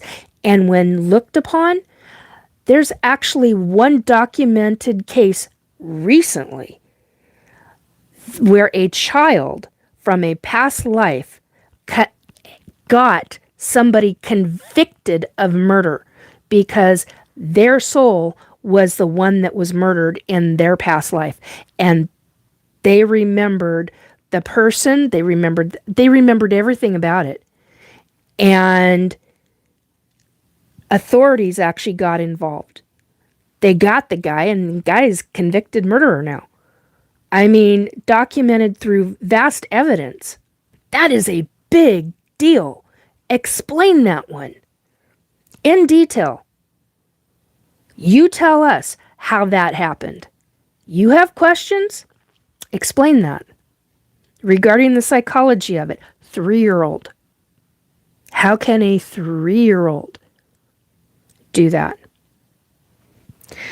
So, yeah, those are all documented situations and cases. I look it up. Do extensive research. I'm very much into science, but I also know it goes beyond that. It goes beyond the science.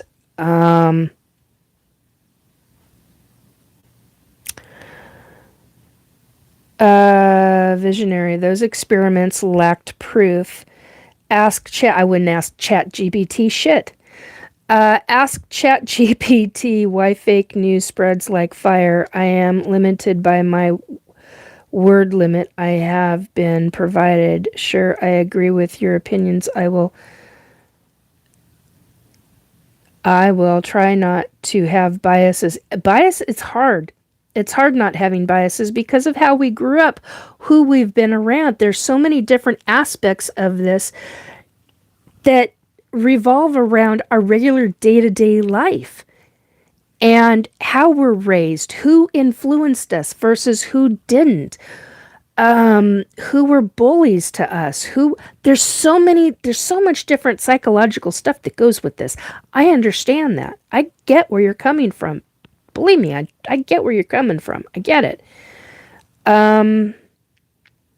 Philip, a lot of science needs still to be done on this, but people have the courage to do this unpopular research. Yeah, perhaps the science is being done in secret. I don't know.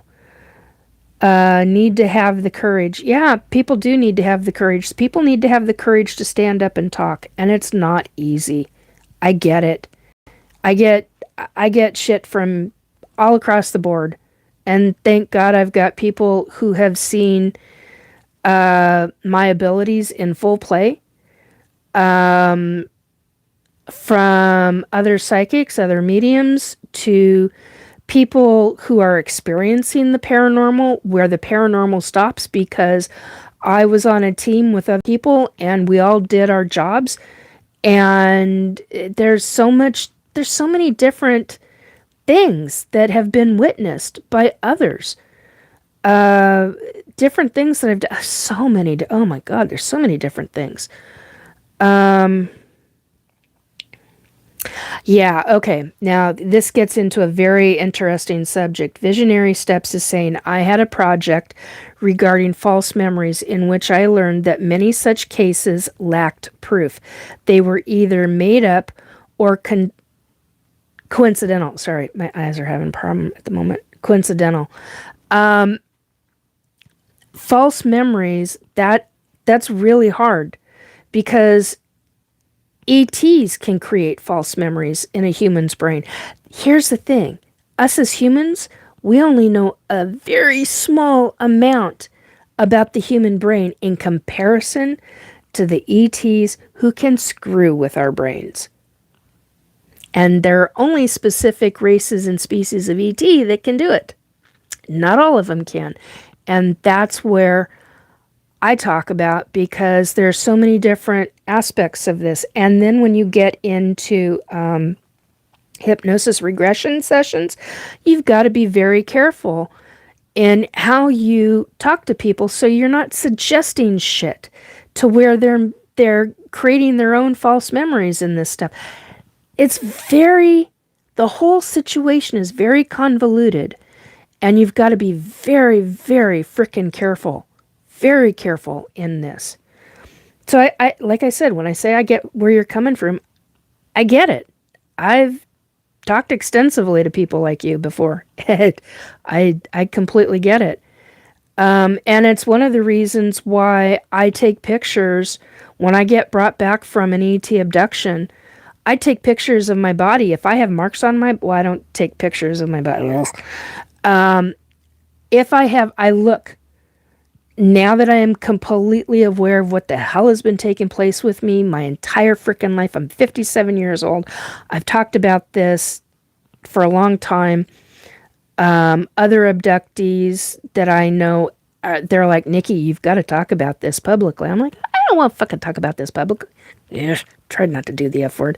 Anyway, I haven't wanted to talk about it publicly.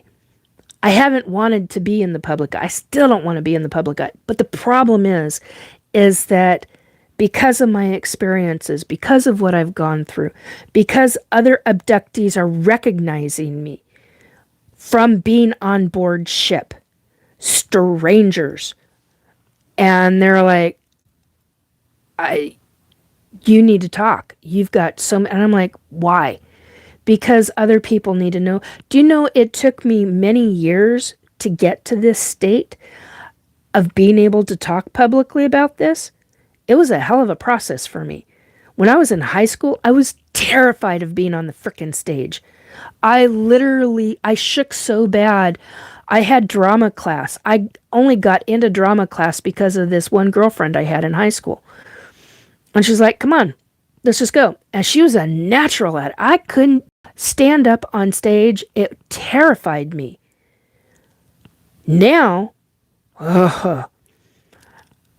in 2019, I stood up on stage in front of 250 people.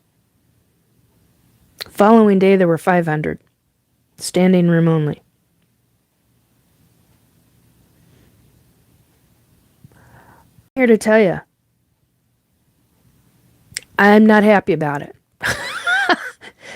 But there are things, there are subjects that are going on, that are taking place. I was scared shitless. Granted, I had somebody who was like, pull your microphone up to your mouth, pull it up to your mouth, and it would drop because I was having problems with my body. I couldn't hold the microphone up to my mouth. This is why I do something like this. This is the kind of thing that I need. I learned. You live and you learn as you go along. And I haven't looked down at chat in a while, so, you know. We talk about proof. And that's where I was going with this. I take photographs. I had human carpal tunnel surgery on my right wrist. Left wrist, I had ET carpal tunnel surgery. They've done surgery on my throat, my inner ear. They did it to keep me alive. I have sleep apnea. I use a CPAP mask. Have for, 20 years. Something like that. 15 to 20 years. It's more than 15, I know. It's not over 20, though. So, point being, you take pictures. Once you become aware, and the second you realize you've been abducted, especially if you wake up right after it, because what used to happen to me is I would wake up immediately after they would release my body onto my bed, or if I was taken from my bed, it was usually from my bed, but not always. It's a whole nother subject. My mom and I were abducted. No, I don't have it right now. If you look at, you go on to my, not my Facebook page, my YouTube page here, you will see an image, a meme that I created.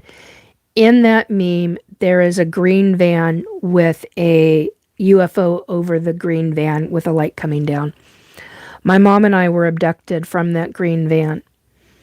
On I-5, southbound I-5 in Oregon, just before you cross the Sierra Mountains, south end of Oregon. That was a hell of an experience. It's something that just freaks me out no end. Do I have pictures of that? No. The only thing that I can do are AI images of it. It's the only closest thing that I could get to it. The last one, I don't know. I showed it last week on my last live broadcast. It was an image I did of, and apparently I'm going to be doing it again. Oh, here it is. Is this it? Nope. Must be in the other book. Yeah, it's in the other book because they're still, the pink pages are still in it. Apparently. Yeah, okay. The only, fudge buckets. Where is that? So 1973, 1974.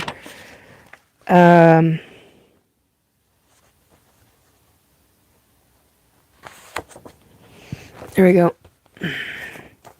Apparently this is going to be the main picture right now. That happened in 73, 74. Because in 1975, 73, 70, let's see. I think of how old I am. Anyway, the point is just go back through my stuff, and you'll find all my information about what I talk about and how all this came about and blah frickin' blah.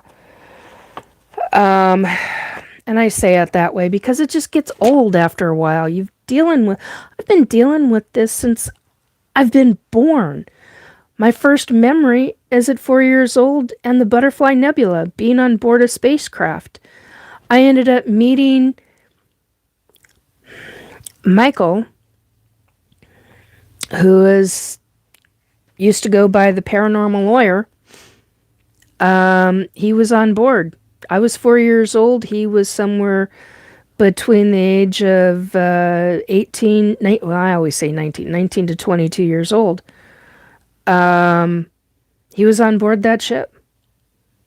And when I unexpectedly met him again in regular life, it was in 2018. I'm trying to think about that. It was 2018. It would have been March, April. In April, and then again in May. And he invited me to the UFOI team in May. And I think I showed up the end of May, and by June 2018, I had learned about Spaced Out Radio and Dave Scott and a lot of different things. And we knew each other, but we couldn't figure out where we knew each other. And one night when I went to hand him a manila envelope at his home, it was snowing out, and the person that was driving was out of the car, the two of them making comment to each other, and I was climbing up the stairs and onto this long sidewalk coming up, and it was snowing, so it was I was being very careful. I don't remember if I was walking with a cane or not at that moment, but our souls, there was something that happened that specific night, and our souls went whew, smack. And I was like, oh my God, I now understand who you are. And the two of us just looked at each other, and he's literally in the process of taking the manila envelope from my hands, and my thumb was just in the process of releasing it, and the two of us just stood, and we were just like, I was like, what the hell was that? Did you feel that? And he's like, uh-huh. And that was it. And that was all that was ever said between us. And it was an instantaneous flash of souls between the two of us, and we literally, it was life on board ET ship. Not life on board, but how else do you say that? It was vast years of experience of being on board ET craft. And the two of us saw it in the frickin' blink of an eye. He never once spoke about it to me, and I never once spoke about it to him again. But I know that each one of us talked about it with other people. Because I know I did, and I heard whispers, let's just put it that way. You want to talk about real shit? How's that? When I come back from being on board a craft, and I know that I've been taken, what I was going to say earlier is that I am usually in bed. I feel myself drop. It's usually from about that high. I instantly wake up. I have to go to the bathroom immediately because the air pressure on board ship is very different than it is here on planet. And you have to run to the bathroom because you got to, excuse the terminology, piss like a racehorse. And the second you're in the bathroom, you're like, holy shit, I've been brought back. Holy crap, I've been on board. And then when you're done taking care of yourself, you are start checking your body. You're looking at your body, you're going, okay, what marks do I have on me this time? What lovely little, I call them ET tramp stamps, depending upon the race of ET that was taking me. Certain races of species of ET will leave you with triangle marks. And that's always fun. Not. Those triangle marks can last on your body from days to years, depending upon how deeply embedded it was. And then over time, it will disappear. I had one that was on my hand that lasted for months. Months. Looking at this thing, being so freaking pissed off over the fact that they put a stamp on me, or freckles that you never had before that are in the shape of a triangle. That's a different ballgame. That's a completely different ballgame. Or Troy asked me not very long ago. He was also a member of. He came on board the UFOI team quite a while after I did, and just recently asked me about. I don't know, in the last month or so, whatever it was, asked me about what something looked like. And I went, that looks like what I used to have when I'd get brought back, and I'd have a round patch on my arm that would sometimes look like a burn, sometimes would be a round reddish. Yeah, I've got pictures of those. No, I'm not showing them. Don't even fucking bother. It would look, it would be, the skin would be irritated and it would be very deep. You couldn't even touch the skin because it was so painful. And then it would start, a couple of days later, would start producing blisters for no reason.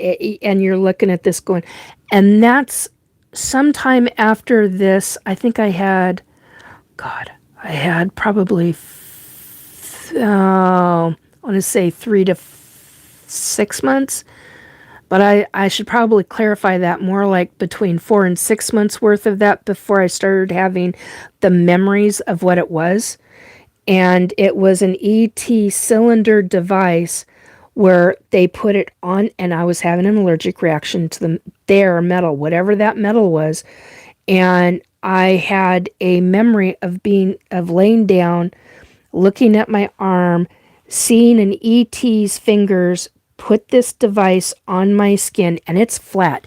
It is as flat as a $50 US $50. Only it was bigger than a US $50, but that's what it looked like. But it was about half the thickness of that, and it was solid. And it was put down over my arm, and it literally, it melted right into my skin. And I don't mean like drippy melted. I mean it's like it went straight into my skin. And it was some kind of monitoring system. Their kind of medical device, whatever it was. And when they wanted it out, something was on the ET's hand. They'd put I don't remember what it was, but it was some kind of film or something on the ET's palm of their hand. They'd put it over, and it would draw this thing out of my skin. And then they'd reach for it and grab it, and that was the mark that was left. It was this round cylinder, circle, not a cylinder. It was a round circle. And when I was brought back, that's usually, and it would start to itch, and like right after I was brought back, and it would start to itch, and I'm like, I can't even touch the skin. It hurts so bad to touch. And so I wouldn't touch it, and I'm like, what is that from? I tried everything to figure out what the hell that was from. But I was blistering. My skin would actually start to blister and leave these really little tiny tiny, tiny blisters. Some of them were a little larger, but most of them were tiny, and you'd have that round thing from it, and it's just, I tried everything on that, and nothing worked. And that was back before I was using castor oil. Now, I'm sure if I was using organic hexane-free castor oil, that would have healed it much faster. But God, the skin was so sensitive. It was like okay, this is going to be really graphic, and I'm going to try not to make it this graphic, but it reminded me of what my great aunt used to talk about. And she didn't talk about this very often, hardly at all. My great aunt went to save one of her siblings as a young teenager in a fire, and her infant sister was in the item that was on fire, and she went in to save her sister, her infant sister, and this whole thing that was ablaze that was on fire collapsed on top of her. So she had burns covering, and it wasn't very often that my great aunt would talk about her burns. And she had them on her face and her arms and hands and the rest of her body. And there was a time where I remember her talking about it once. I know she talked about it at least 3 times throughout my life, but it was like so minuscule in what she would say. But she talked about how bad the skin, how sensitive the skin was from those burns. And that's the only thing that I can even correlate this to. This sensation, it hurt so bad you couldn't even, just to even put your hand near the skin. Your hands, your skin holds heat, right? Well, even that far away, I could feel the heat, and it hurt. It hurt my skin. So whatever, not only was I having a physical reaction, my skin was having a physical reaction to whatever this device was. It was causing me emotional trauma, because I was starting to have tiny flashback memories with it. The first couple of times I didn't, and the next few times after that, it was starting to percolate the memories back up, and it was like, these were not false memories. This was an actual physical thing. The skin is still sensitive, but I can touch it, I can hold it, but it's that whole area is still, even to this day, even years later, they do still use a device on me. I don't know what it is, but when I told them, I'm like, you're literally. I even wrote a note, put it next to my bed when I knew I was going to be abducted. And I said, you're causing me burns. You're physically harming me by doing whatever it is with that metal device. Please stop. And they did. They used a different device. Granted, they didn't stop, but they stopped using that specific device. I did a mental, because they also have the ability. Oh, it's going to get an eye roll from me. I haven't talked about this one in a long time, but they, hang on. I just saw the time and I didn't realize I was talking that long. Sorry. I got a brain thing going on now. I even made a mental note, because they have the ability to where they can go back through your memories. And and they check everything. Words that we say, things that we visually see, they can see, hear, and all of that. And I also made a mental note when I realized all of this was taking place. I was like, okay, you guys, you've got to stop this. You're physically harming me. And if somebody in chat asks me how do they think about me talking, they want me talking. There are certain things they don't want me talking about, but they want me talking. They're happy that I'm talking. They know that I'm part of a large group of abductees who are coming forward, who are talking about our experiences, and it's long past time because that is what's going to make the change across this planet. But yeah, when you're talking visionary, when you're talking about false memories, you got to be careful with oh God, hypnosis regression sessions and who's doing them and how they're talking. You got to check people out real thoroughly because you don't want any of those being involved in creating false memories. So yeah, look into NLP, neuro-linguistical programming. You can actually change the brain in positive ways, but you got to be very, very careful and very, very specific with that. So, and I know there are other things. Philip is saying, look up Dr. Julia Shaw on false memories. She literally wrote the book on this. Yeah.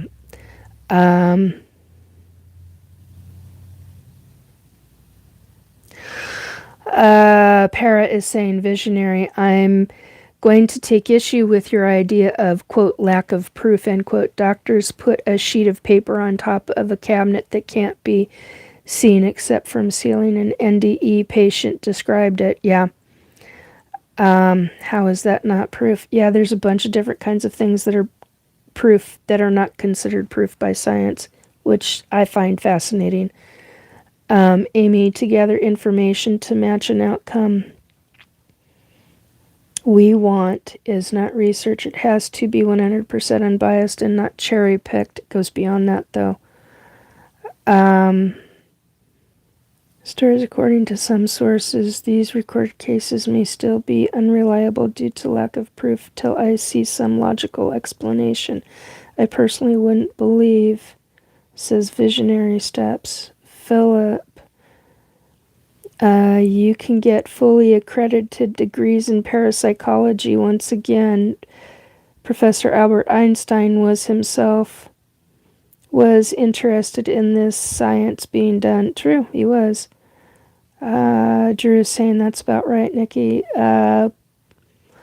Pluperfective, what is the discussion about? Oh, I'm so beyond that right now. If you're still here, it's a long topic.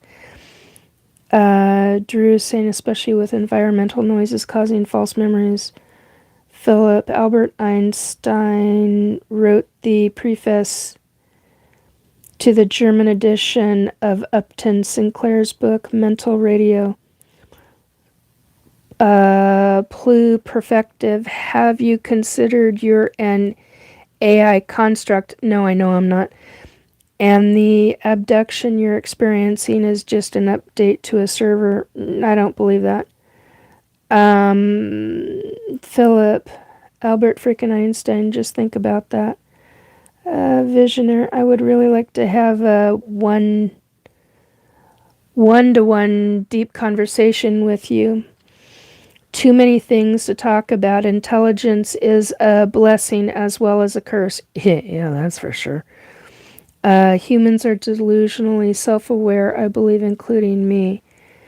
Philip, I wasn't afraid of being on stage, but I was afraid of small groups of people I didn't know. Aspie thing. Yeah, I understand. Yeah, when I was in high school, I had a hard time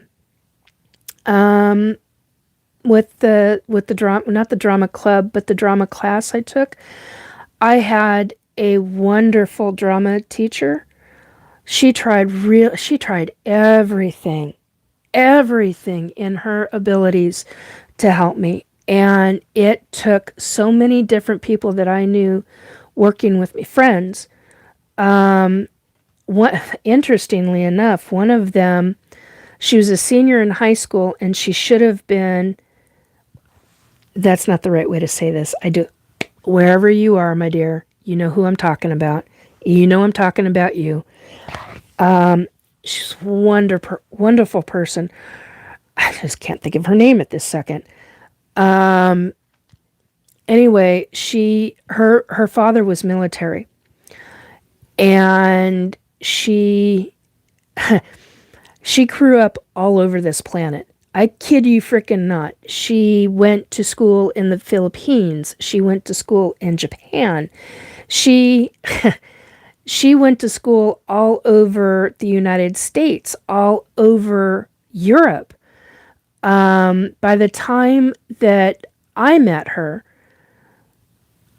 they told her that they had to keep, if I remember correctly, they had to keep her in high school. She was essentially the age of a sophomore, and she should have graduated that year. I mean, like less than halfway through the school. Excuse me, less than halfway. Sorry, folks, less than halfway through the school year, and she should have been in college. It was a combination between her and another girlfriend of mine who actually helped get me through the drama class because of these two students who were friends of mine. I mean, it was true terror for me. I could not. And then I I became a supporter of the debate team. They classified it's a little embarrassing, but they classified me as their cheerleader because I couldn't do debate.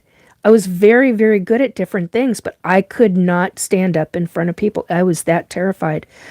I don't remember the teacher's name right now, but he was like, "You are part of this debate team. You are supporting us."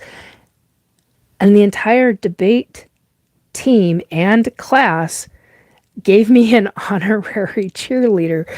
I still have it to this day. It's in storage, but I still have it. It's with my high school stuff because they were like, "You're always here for us."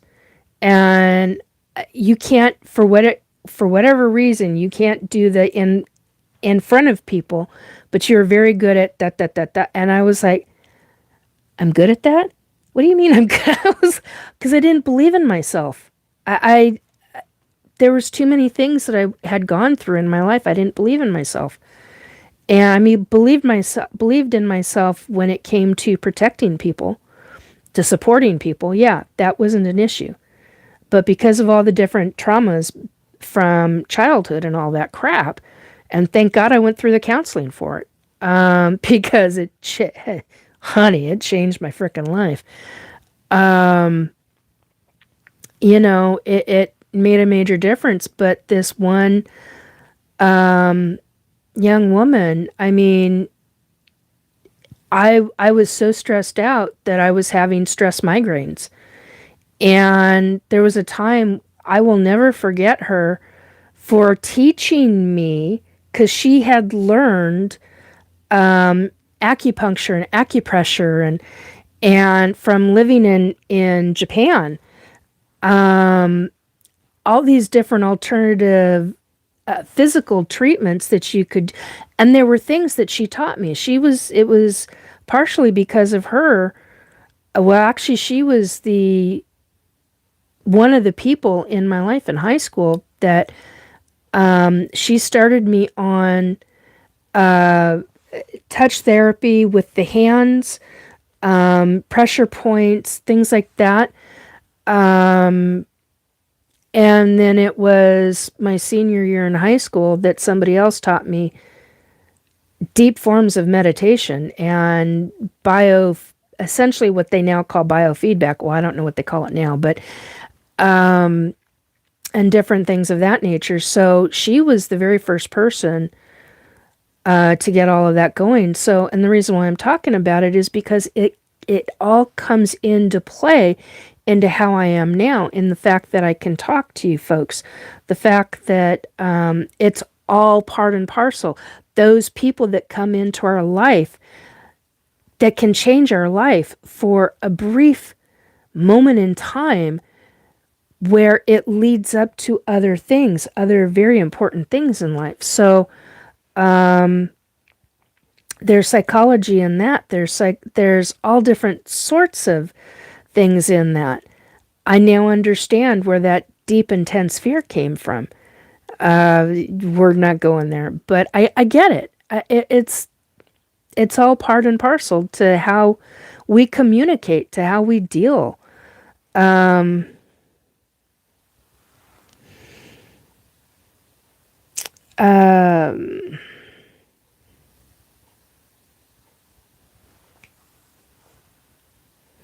Amy, if an ET were to plant a false memory, how could we know? They could be very good at it. Yeah, they were with me. The only reason why I broke through my false memory that they had implanted was when I was 7. I was 7 years old, and and I've talked with Amy extensively about, hell, I've talked extensively publicly about this. It was when ET was bringing me back home, was when I was living in Seattle. We were in a house, and my bedroom was at the front of the house, and it was middle of the night. I mean, 2, 3, 4 in the morning, okay? I don't know the exact time, but that's around the time it was. It was pitch black out. And my bedroom completely lit up. It was completely, you looked out the side bedroom window to the side yard that went into my neighbor's front yard, and looked up the street. It should have been pitch black, but it was blinding white light, and my whole bedroom was just completely lit. And this ET, I've talked about this repeatedly. This ET had brought me back, and I knew it was a female, and I wanted to see what she looked like, and I was jumping up and down on my bed, and I was begging her, please, please, 7-year-old, hello, unrelenting 7-year-old, and begging her to please show me what she looked like. And because she showed me while she was on my territory and I wasn't on hers,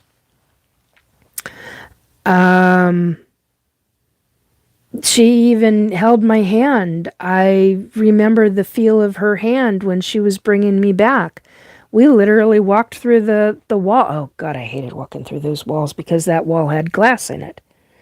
It's like a squeaky cheese. I love squeaky cheese, but it's like you get that squeaky feeling on your teeth. That's what it's like throughout your entire body.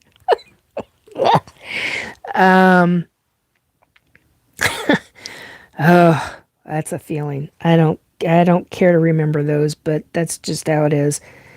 Anyway, I begged and pleaded, and she showed me herself. And she scared the living bejesus out of me. I mean, I was terrified, and she got me somewhat settled in bed, before I basically talked her into it. And you got to remember, that house was haunted. By that point, I was always seeing spirits. I was a psychic as a kid. I was a medium as a kid, little kid. I remember, I was going to say ETs from the cradle. That's not what I was going to say. I remember spirits being around my mom and my grandmother. I didn't understand them. I just was like, oh, who's that? I remember when I saw my first actual, I was going to say photograph. This is just a device, but I remember picking up a photograph that my mom had of her grandmother.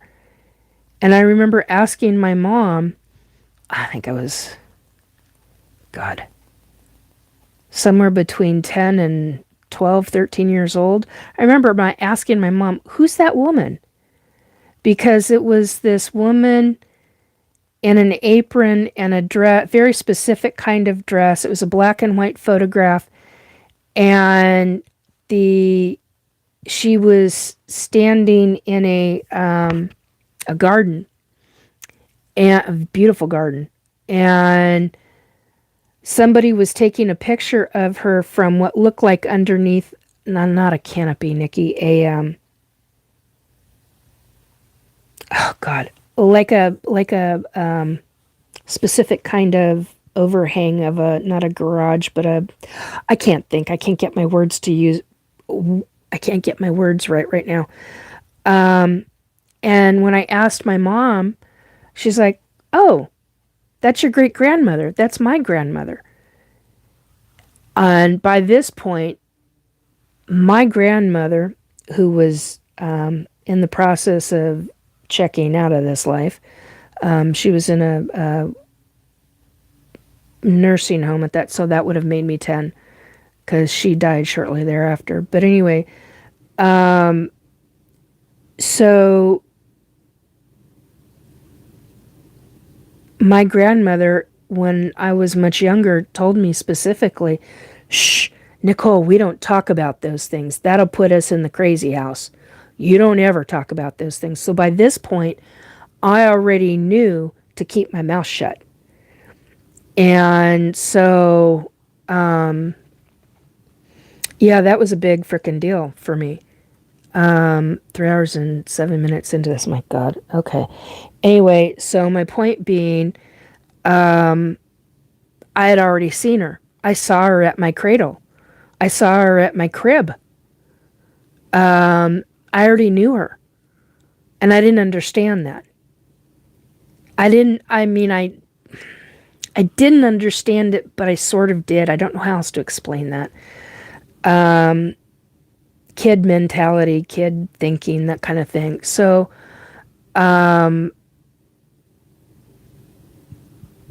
I mean, I've had these abilities all my life, and then when this ET, 8-foot tall, ET, reptilian-like, no tail, and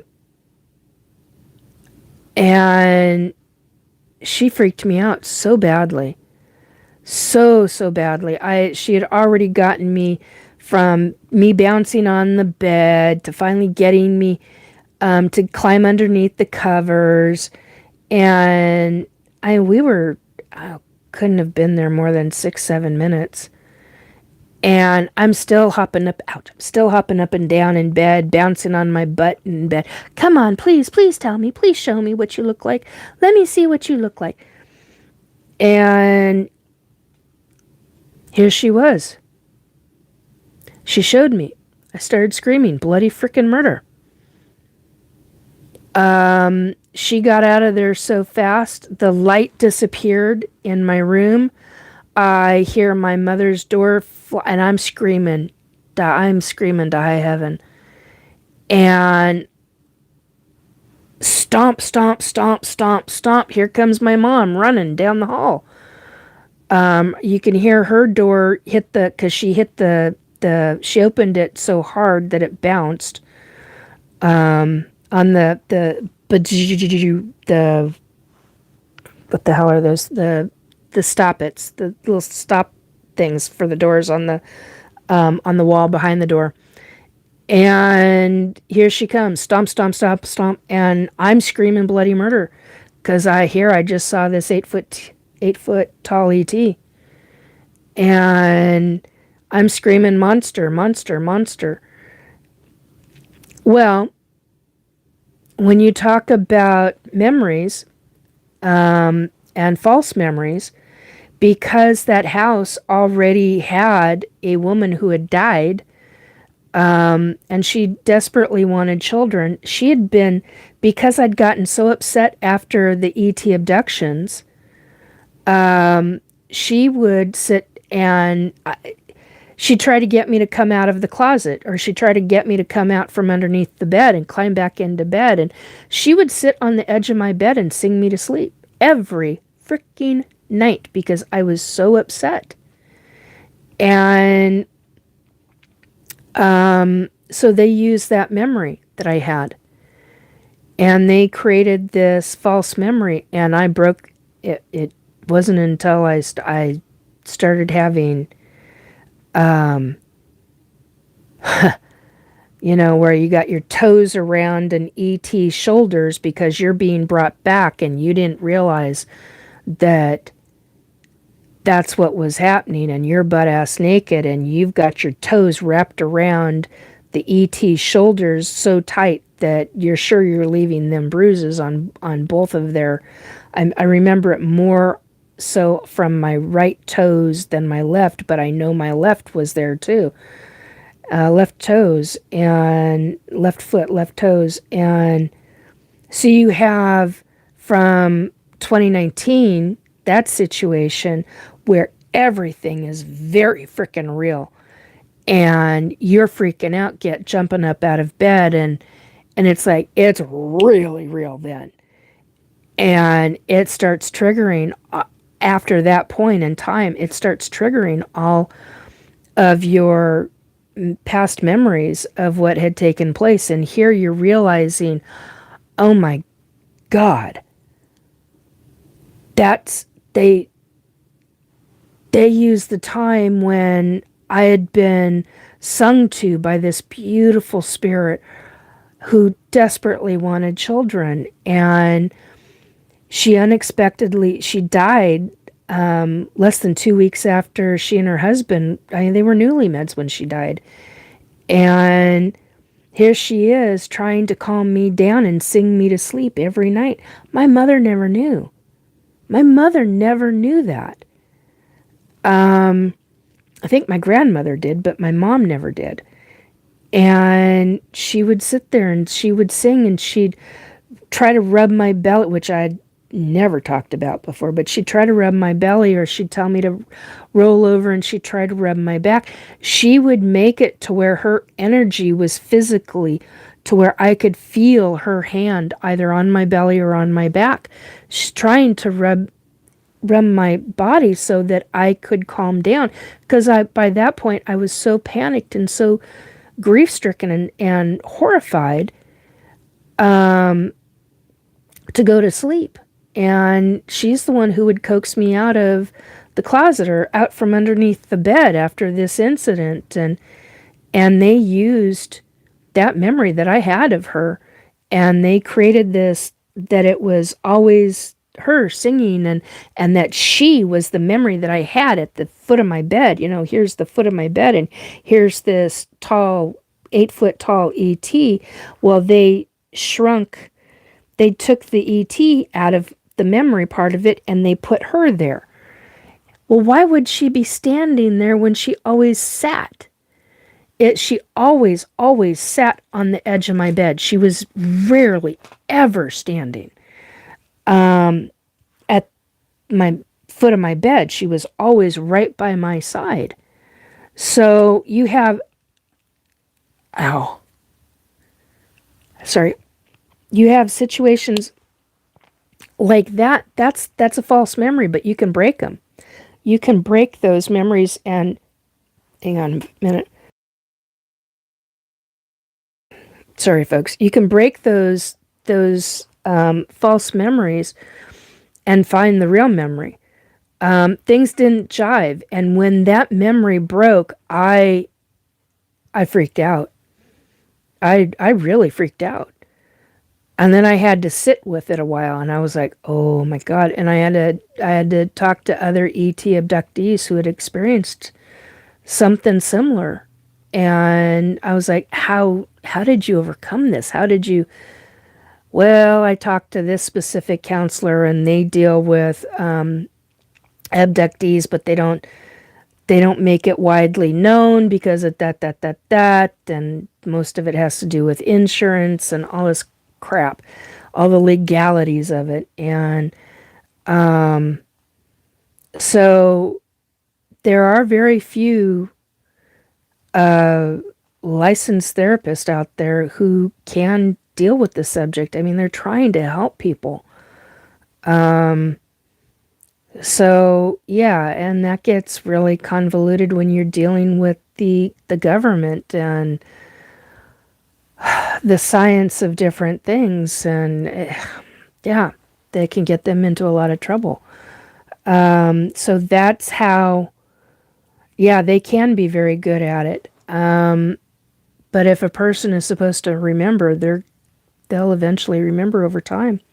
It's hard to deal with. But that's an answer to very, very long-winded answer to your question, Amy.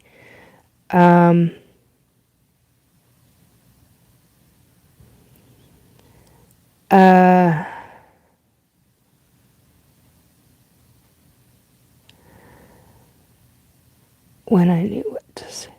It's okay. Okay.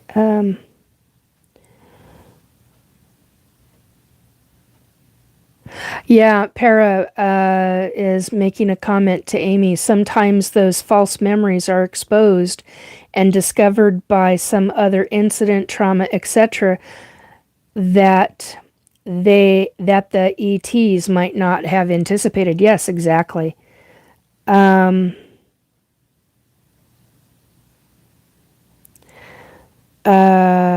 What is the economics of aliens that are able to do interstellar exploration? Economics, honey. They how do you say this? They're not making money. They don't have monetary. From what I remember, they don't have monetary value. We're very different in this solar system. And what is the benefit of just visiting and ultimately doing nothing substantial? Observation. Learning via observation. Woo Riders.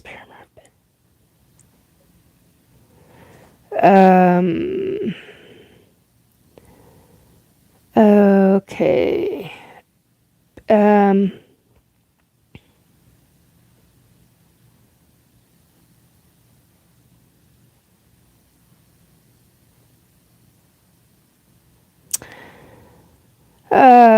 there have been and there have been 40 other NDE patients who saw and described the same shapes on. Okay. Woo Riders, Nikki, how about those?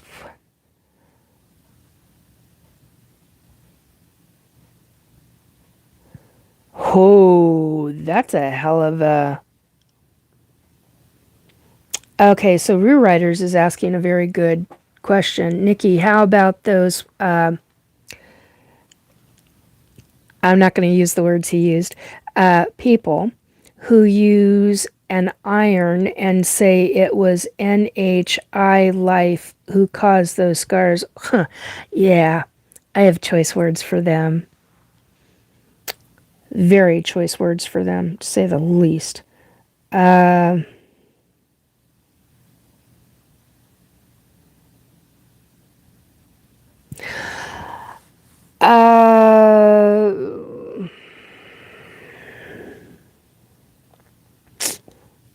apparently there is time flies. Yes, it does.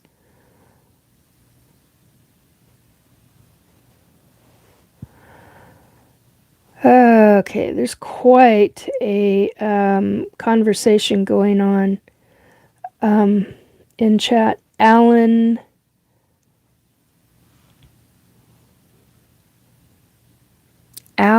non-space. Hello world, how you doing? Hello. NPR. So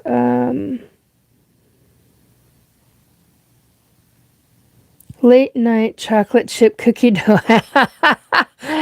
With green mint chip ice cream and Cool Whip on top. Well, somebody's talking about stuff. Again, I'll ask you, how does hallucinations or schizophrenia explain how someone can perceive something they are not capable of seeing, such as papers with shape? Okay, so looks like they were timed out. Okay, Woo Riders. Also, ancient races of beings living on Earth, some from here, some not member, and not remember the surface of the Earth is only but a fraction of planet's mass. A lot of knots to untangle. Hello, Philip. So yeah, a lot's been talked about tonight. I don't know what has really, on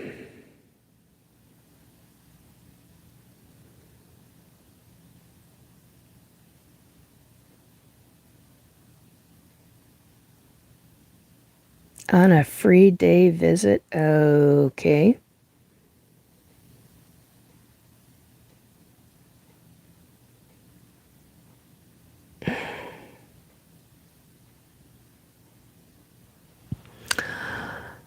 Okay, so I'm seeing why you have been removed. Hallucinations. So they're calling me that I'm having they think that I'm having hallucinations and schizophrenia. No, actually, I'm not. Nah,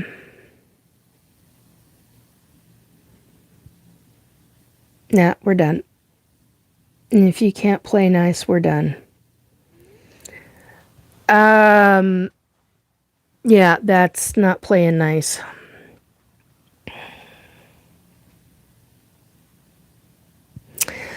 Woo Riders, meaning lots of races other than humans living on Earth, just not on the surface. Yes. There's a lot, actually, there's quite a lot of, and thank you, Para. I very much appreciate that.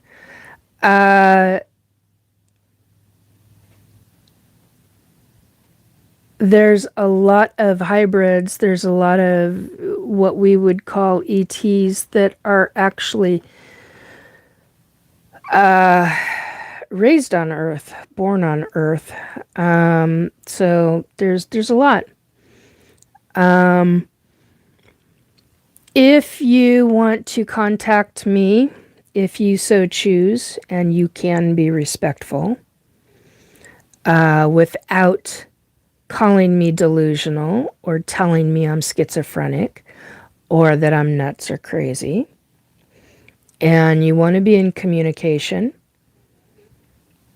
and you can be respectful, you can email me at restorebelief2022@gmail.com. I can also be found on Facebook, facebook.com/Nikki, Nikki, .jacobs, JACOBS, .376. I've got a psychic medium page that you're more than welcome to follow. I do post different media information on there, different things, positivity, things of that nature. And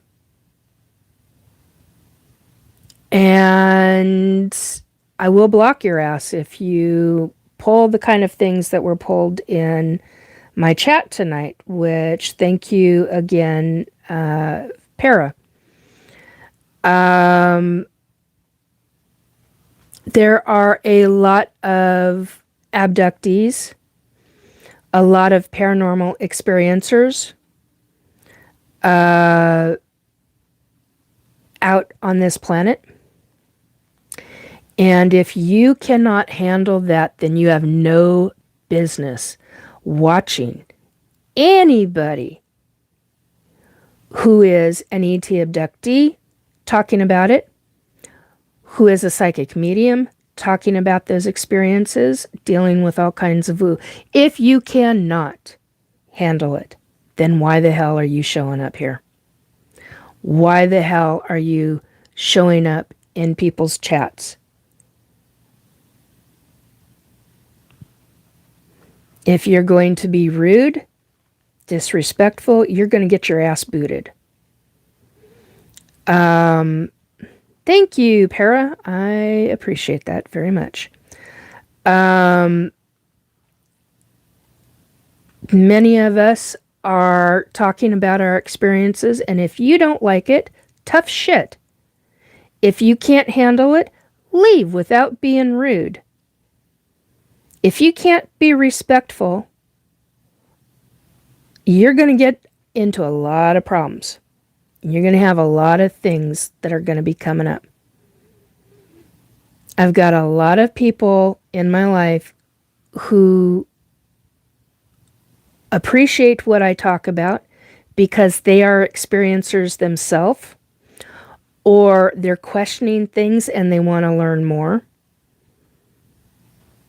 or they've witnessed things and they're trying to understand what they have witnessed. I know people that have, hell, they've driven, whether it's cross country or a number of states, and they've witnessed strange things, and they weren't into the paranormal or the woo before. And now they're like, what the hell was that? And yet their own mind, psychologically wise, can't grasp what has happened.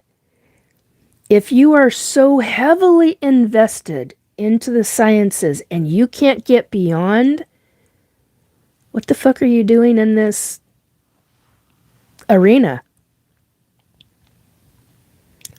Many of us who are experiencers in one fashion or form of these subject matters are still wanting proof. Solid, hardcore proof. Real scientific evidence proof. It's sometimes really hard to get. Why do you think I take photographic evidence when I come back? I've got evidence of this shit that has happened. I've got the what I call the triangle ET tramp stamps. I've got evidence. I've got photographic evidence of that. If there were a location that could scientifically scrape the skin of those triangle tramp stamps, I would do it in a frickin' heartbeat, provided I didn't have to sign no goddamn NDA. I would want to know what is happening to that skin. Take a frickin' biopsy. I'd be even willing to have a biopsy done of it. That is the proof. That is the evidence.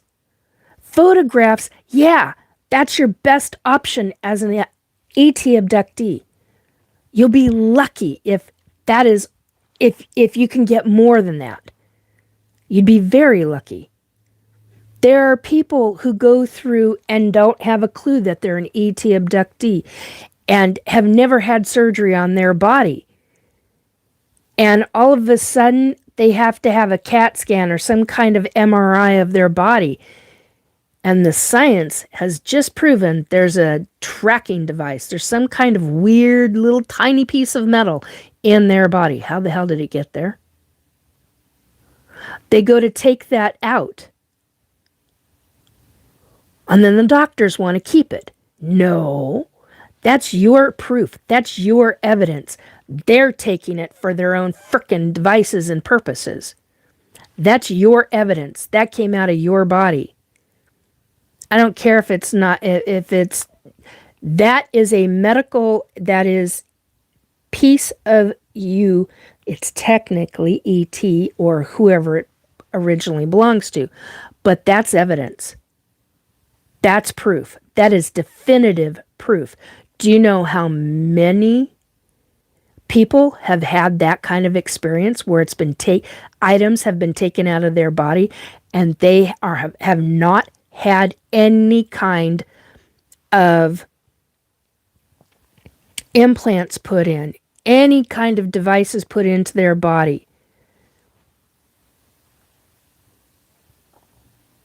Woo Riders, we are Groot. Yeah. Yeah, Paramarv is right. This may not be the show for everybody. This may not be the broadcast for everybody. That's fine. Move along. If it's not something that you're into, and it's not something that you're even really interested in, then move along. It's totally okay with me. I don't have a problem with that. If you like paranormal woo stories, then hello. Right here. I got all kinds of paranormal stories. And I don't give two shits what you think of me. I'm long past that. I don't care anymore. Just don't screw with me. I bite back. I'll be respectful if I can. But I will have something to say. If you can't play nice, then it's your ass is going to be booted from my channel, and I'll block you. I have no problem in doing that. When I first started in 2022, which is why I put 2022, it was always a reminder to me on my email what year I started doing these live broadcasts. Now, I've been on paranormal shows before. I've been on numerous different paranormal shows. Most recent, oh God, I can't remember the name of it right now. Oh well. If I can, I'll put it in. I'll put it in the not the chat, the description box. If I can get the link for it, I'll put it in there after this broadcast is over with. So yeah, and interestingly enough, one of the co-hosts is a licensed psychologist. I can't remember if she's a psychologist or psychiatrist. I think she's a psychiatrist. But anyway, yeah, she's on there. She understands paranormal and woo big time. And she told me flat out, she goes, "You're not nuts, you're not crazy." She goes, "I deal with people like that. You are so far from it." So, everybody has their own opinion of this subject and of people in this field. Do you. Be who you truly are. Fight for yourself. I've had to all my life. Yeah. And I can't remember if she does or doesn't, Philip. That's my problem right now. I don't remember. I'd have to go look. But yeah. Yeah, they're the ones that can prescribe. Anyway, there's a lot to these subjects, and it's not easy. Yeah, exactly, Para. They can prescribe the happy pills. Yeah. So, anyhow, and surprise, surprise, I haven't been targeted tonight. Woohoo! A night where I'm not targeted. Yeah. They showed up Thanksgiving Day. Speaking of being targeted, they showed up Thanksgiving Day and I had words. I'm like, there's nothing in my house that's cooking. There's nothing even being started. And yet you're coming in here and I can tell you exactly what you're baking in your oven, what you've got on your stove, and who's around you right now. Do you really want me to make all of that public? Everything about you public. I said a few other things. They left. I'm like, I make no bones. You're coming in on a holiday. You're coming in astral form on a holiday. to my home, uninvited, for you to come in and stalk, harass, or bully me. You really think that's going to fly on a holiday? Really? Guess what, MFer?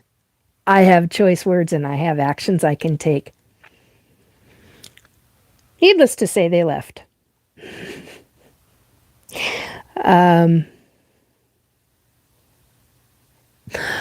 I've heard about that book, Philip. I'm not repeating that book, but yeah, I've heard about that book. It's quite an interesting book. Anyhow, ouch. All of this, it's time to go. It's 3:35 on the clock, 11:20 on the numbers, and about 2:08 a.m. in the morning.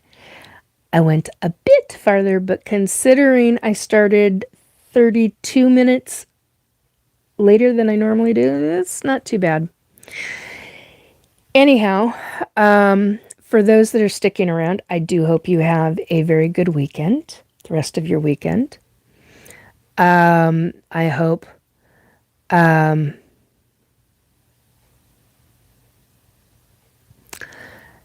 you have a really good week. Blessings for those. You know who you are. Let's see, what else is being said? Philip, he was...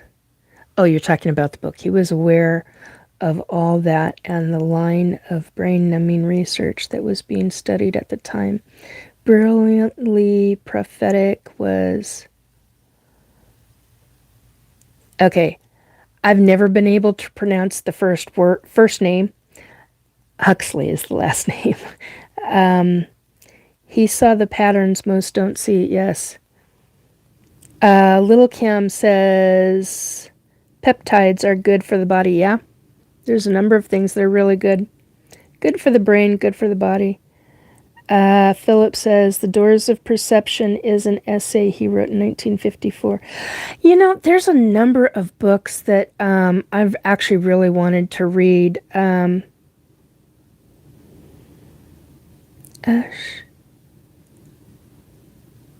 Arsoni? Hey, I was just trolling. Sorry. No problems in trolling. As long as... Well, okay. Trolling... what you mean is... Oh, crap. I had the word. I just got carried by... Sounds like all deuce. Like dust without the T. Okay, got it. I was that visionary step one. Got it. Okay. So you're back in a different form. Yeah, that's trolling. That's definitely trolling. Yeah, that wasn't cool. Gotta say. Play nice in my chat, and I'll play nice back, and so will my mods. Extremely sorry. Thank you. I appreciate that. So, anyhow, that is pretty much it in a nutshell. Regarding tonight, Philip, he introduced a CBS radio production of his book, Brave. It's in 2 parts. Highly recommended. Awesome. Sounds vaguely familiar to me, like something I knew in like the early 1980s. Sounds really familiar. 1956. Yeah, see, that's... Yeah. I know something about this. It's calling up some memories from childhood, and I'm trying to remember why. But anyway... Anyhow, if...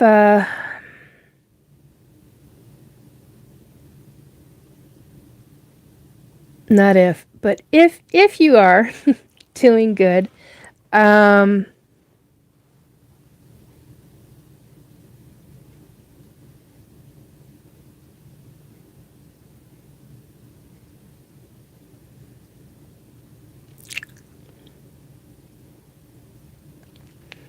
I'm not commenting on that, Para.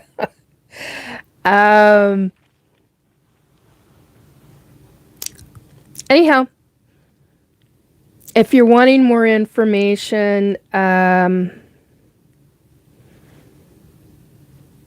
go back through my past videos since 2022, and you will see a lot of information coming from me. You'll also learn a lot of information about my experiences, about people that I've worked with who know that I'm telling the truth, other experiencers, other folks who have had to deal with all of this just like I have. Different teams that I've been, different paranormal teams that I've been on, and working with people. I hope you have a very good week.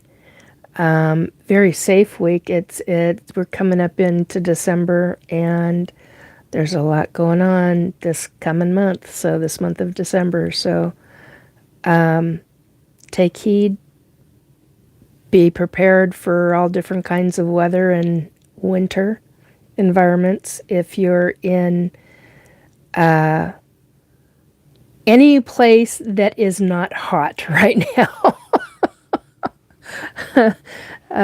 just be prepared. Always be prepared for any kind of weather.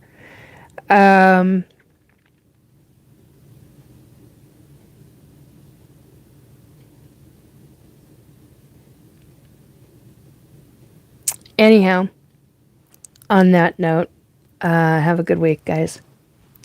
Bye. Much love to all. Much love to all the positives. Bye, folks. Okay, gotta find the button. It's always the correct button. Anyhow, take care. Bye, guys and gals.